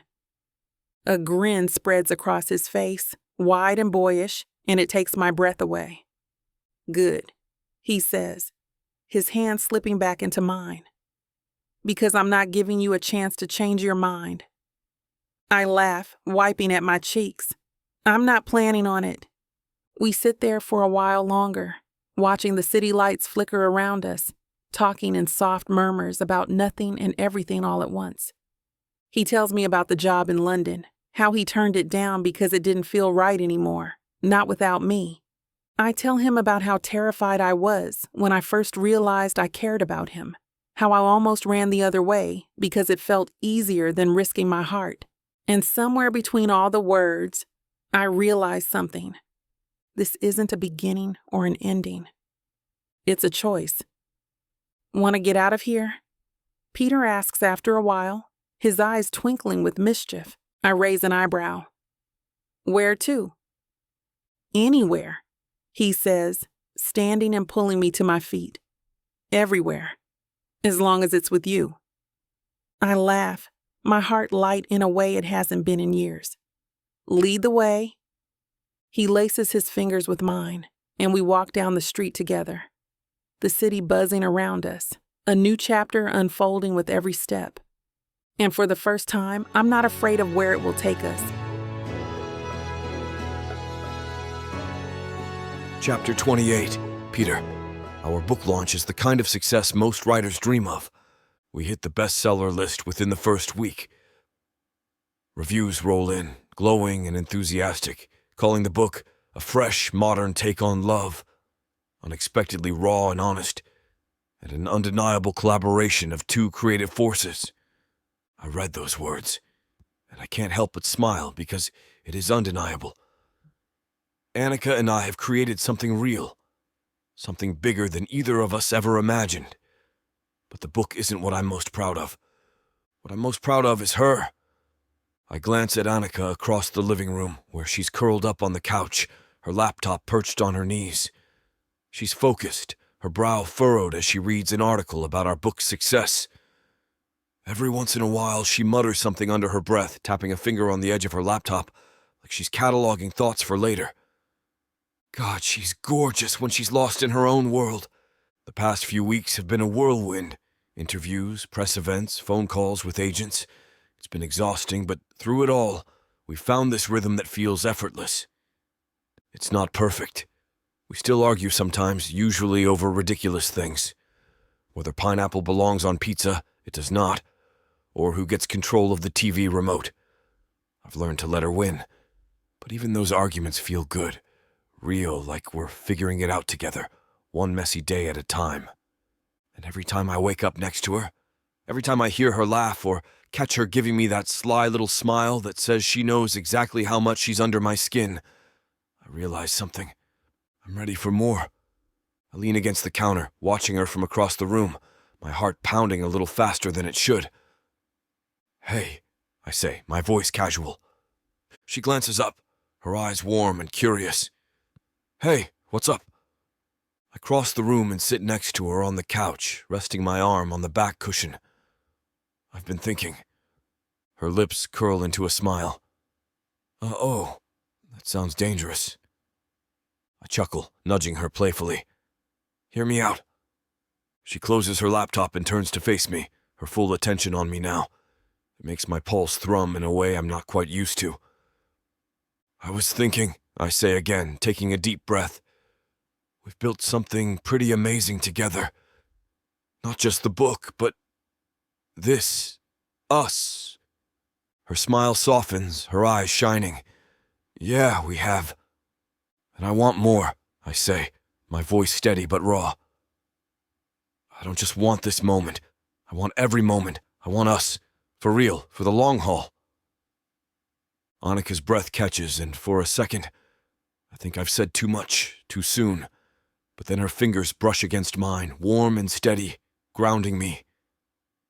"What are you saying, Peter?" she whispers. "I'm saying I want to build a life with you," I answer, my voice low. "Not just an apartment full of takeout containers and half-finished manuscripts, but a real life, something bigger, something permanent." Her eyes shimmer with something I can't quite place. Hope, maybe, or disbelief. "You want to plan our story," she says softly, like she's testing the words, trying them on for size. "Exactly," I say, squeezing her hand. "No more waiting for the next chapter to write itself. Let's write it together." She blinks, a tear slipping down her cheek, but she's smiling, bright and beautiful and real. "I love that idea," she says, her voice trembling. "I love you." My chest tightens and I press my forehead against hers, breathing her in. "Good," I murmur, "because I've got a plan.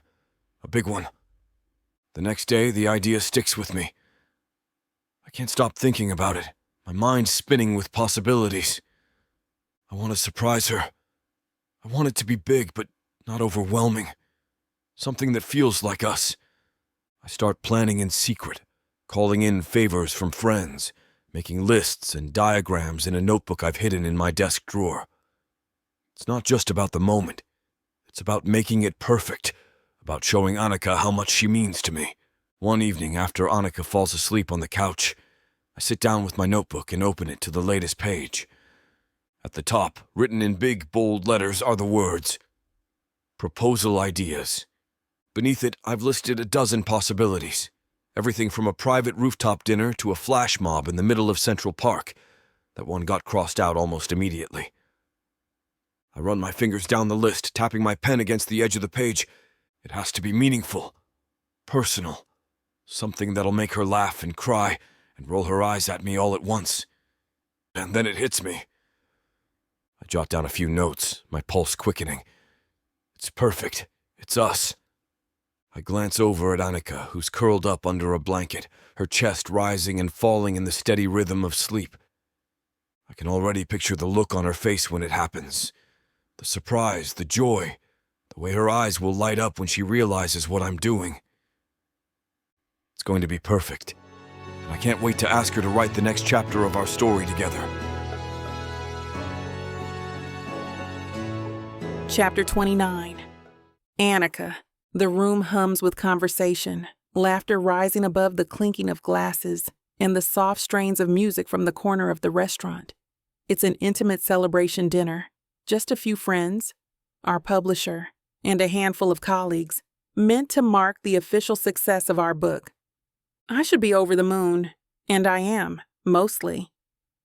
It's surreal seeing people talk about our story like it's the best thing they've read in years, hearing critics call it game-changing and honest, yet tender, watching sales skyrocket beyond anyone's expectations.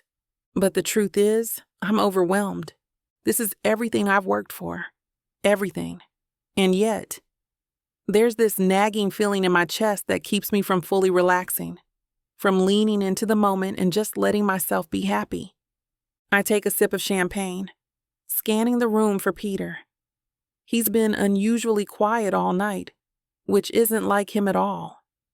Normally, he's the life of the party, charming and magnetic, always finding a way to keep the energy buzzing. But tonight, he's been different. Where is he? Leah nudges my arm. Hey, you okay? I blink, forcing a smile. Yeah, just taking it all in. She gives me a knowing look. You've got that Annika overthinking everything face. I laugh softly. Do not. Do too. Leah grins, then leans in closer. Relax, girl. This is your moment. Enjoy it. I nod, exhaling slowly. You're right. I'm trying. Good. She raises her glass. Besides, you're lucky. You've got him. My eyes flick toward the doorway, and there he is, Peter, walking toward me with that lopsided grin that still makes my heart flip, even after all this time. There you are, I say as he reaches me. I was starting to think you'd disappeared. He slides his hands into his pockets, his eyes sparkling with something I can't quite place. I've been around, just waiting for the perfect moment. I tilt my head, curiosity tugging at me. Moment for what? You'll see. A few minutes later, Peter taps a spoon against his glass, the soft chime cutting through the noise of the room. Hey, everyone, he says, his voice warm and easy. Sorry to interrupt, but I wanted to say a few words. I freeze, my heart picking up speed. What is he doing? He glances at me, a small private smile tugging at the corners of his mouth before turning back to the group. First off, I just want to say thank you. To all of you, for believing in us, for pushing us to be better, for helping us create something we're proud of. There's a round of applause, but Peter holds up a hand, his eyes locked on mine now. But there's someone else I need to thank. Someone who's done more than just help me write a book. Someone who's changed my life in ways I can't even begin to explain. My breath catches, and the room falls away. Annika, he says, taking a step toward me. You're the smartest, strongest, most stubborn woman I've ever met. You've challenged me, frustrated me, and made me laugh more times than I can count. You've shown me what it means to love without holding back. And you've made me want to be the kind of man who deserves that love. The air in the room thickens, every pair of eyes now locked on us. Peter takes my hand, his thumb brushing against my palm. For a long time, I didn't think I'd ever find someone who could make me want to stay. But then I found you, and now I can't imagine going anywhere else, ever. Tears blur my vision as he drops to one knee, his voice steady and sure. Annika Green, he says, holding out a small velvet box, the light catching on the diamond inside. Will you marry me? The room goes completely silent. My heart feels like it's about to burst right out of my chest. I open my mouth to respond, but no words come out at first, just a flood of emotions too big to contain. Peter's eyes search mine, his expression open and vulnerable in a way I've rarely seen. I don't even hesitate. Yes, I whisper, my voice shaking. Yes, 1,000 times yes. The room erupts in applause and cheers. But all I can focus on is him, Peter, standing up and pulling me into his arms, his laughter warm and breathless against my ear. He spins me around, his hands steady on my waist, and when he sets me back down, his lips are on mine, soft and sure. The world blurs around us, fading into nothing but the steady beat of my heart and the feel of his arms around me. When we finally break apart, his forehead rests against mine, his breath mingling with mine. "You said yes," he murmurs, a grin spreading across his face. "I said yes," I whisper back, tears slipping down my cheeks. And for the first time in what feels like forever, I'm not scared. I'm not second-guessing or waiting for the other shoe to drop. I'm just here, with him, exactly where I'm supposed to be. Chapter 30. Peter. The streetlights cast long shadows across my dashboard as I navigate through the evening traffic. My latest manuscript sits heavy in my briefcase, demanding more attention than I'd planned to give it today. The words blur together after staring at the screen for so many hours, but at least I won't have to crack it open this weekend. A smile tugs at my lips as I think about how different my life is now. 6 months ago, I wouldn't have thought twice about working through an entire weekend. Now, the thought of missing lazy Sunday mornings with Annika, watching her curl into my side while she reads the paper, makes even overtime feel like a sacrifice. The diamond on her finger caught the sunlight this morning when she warned me not to work late again. "You're worse than Seth with his deadlines," she'd said, referencing our co-created character with that sparkle in her eyes. Our neighborhood comes into view, peaceful in the growing darkness. I pull into our driveway, killing the engine and grabbing my briefcase. The porch light welcomes me home, and I can see a warm glow from the bedroom window. The house key slides into the lock with familiar ease. "Annika, I'm home, baby." "In here." Her voice drifts from the direction of our bedroom, carrying that particular tone that always makes my pulse quicken. I step into our bedroom, and my breath catches. Annika lounges on our bed in a black lace number that leaves little to the imagination. The delicate fabric hugs every curve of her body, her bronze skin glowing in the soft lamplight. Her dark curls cascade over her shoulders. And that smile. God, that smile makes my blood rush south. I let my briefcase hit the floor with a thud, shrugging off my coat. "What's all this for?" She shifts on the bed, parting her thighs in a way that makes my mouth go dry. The movement causes the lace to ride up slightly. A welcome home present. "Oh, I feel pretty welcomed." My voice comes out rougher than intended. I cross the room in 3 strides, dropping to my knees at the foot of the bed. The carpet is soft under my knees as I lean forward, pressing my lips to her ankle. Her skin is warm and smooth beneath my mouth as I trail kisses up her calf, taking my time. I can feel the slight tremor in her muscles as I work my way higher, alternating between gentle pecks and open-mouthed kisses. When I reach her knee, she lets out a soft sigh that sends electricity down my spine. "Peter." The way she breathes my name makes me want to devour her whole. I continue my journey up her thigh, savoring each inch of skin. My hands follow the path of my lips, caressing and exploring. The lace of her lingerie brushes against my cheek as I move higher, and I can feel her pulse quickening under my touch. And that's where we're going to put a pause on pleasure. It looks like the rest of this chapter is just too naughty to put on the air. As much as we love to share every little detail, we've got to stick to this platform's guidelines to keep these free audiobooks coming. They've got some rules about what we can show, and we wouldn't want to risk losing the chance to bring you more content. As frustrating as it is to build the tension only to be interrupted, Miss Tyla always knows how to make it up to you. You can find the full, uncut scene over at TylaWalker.com. With an entire library of unabridged audiobooks and ebooks, Miss Tyla's collection is waiting for you.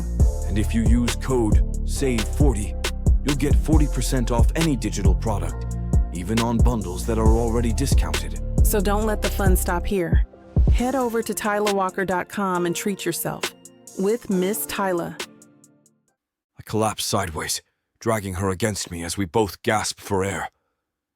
Her heartbeat thrums against my palm where it rests on her sternum. She smacks my thigh. Call me that again and I'll edit your next manuscript in Comic Sans. I nip her shoulder. You'd have to write something worth publishing first. She twists to glare at me, sweaty curls sticking to her forehead. Our book's been on the NYT list 9 weeks, jackass. Beginner's luck. I force her legs apart, dragging my thumb through her wetness. But maybe we've got another genre in us. I raise my glistening fingers. This after 2 rounds? Pathetic. She bites my wrist, hard. Careful, Morrison. That sly grin curves her kiss-swollen lips. Plus, you couldn't handle co-writing erotica without getting a god complex. I flip her over, wrists pinned above her head. Oh, sweetheart. My teeth graze her throat. I think that's a yes. She laughs beautifully, kissing me. I love you, Peter. I smirk. Oh, I know you do. She smacks my arm, giving me a pointed look. All right. I love you too.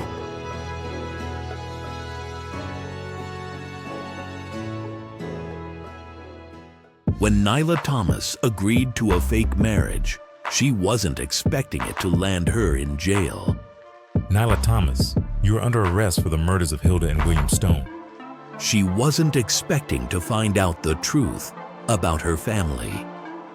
You're adopted. Marcus Swan is my father. To get involved in crime. The Sokolov family did this. They poisoned him. And least of all, was she expecting to fall in love. It's you, Nyla. It's always been you. But now, everything is crumbling around her. Interim CEO of Stone Hospital Group accused of murdering Hilda and William Stone to secure her position. Alexander, you promised things would change. They have. I'm in charge now. No one knows who to believe. Take the plea bargain. I'm innocent. I thought you out of everyone would believe me. Can you forgive her for killing our parents? No one knows who to trust. This is your fault. Did you ever think that Nyla would be just fine if she hadn't gotten involved with you? I love her. I love her more than life itself. Miss Thomas, the tests came back. There's a perfectly acceptable explanation for your condition. And things are about to get a lot more complicated.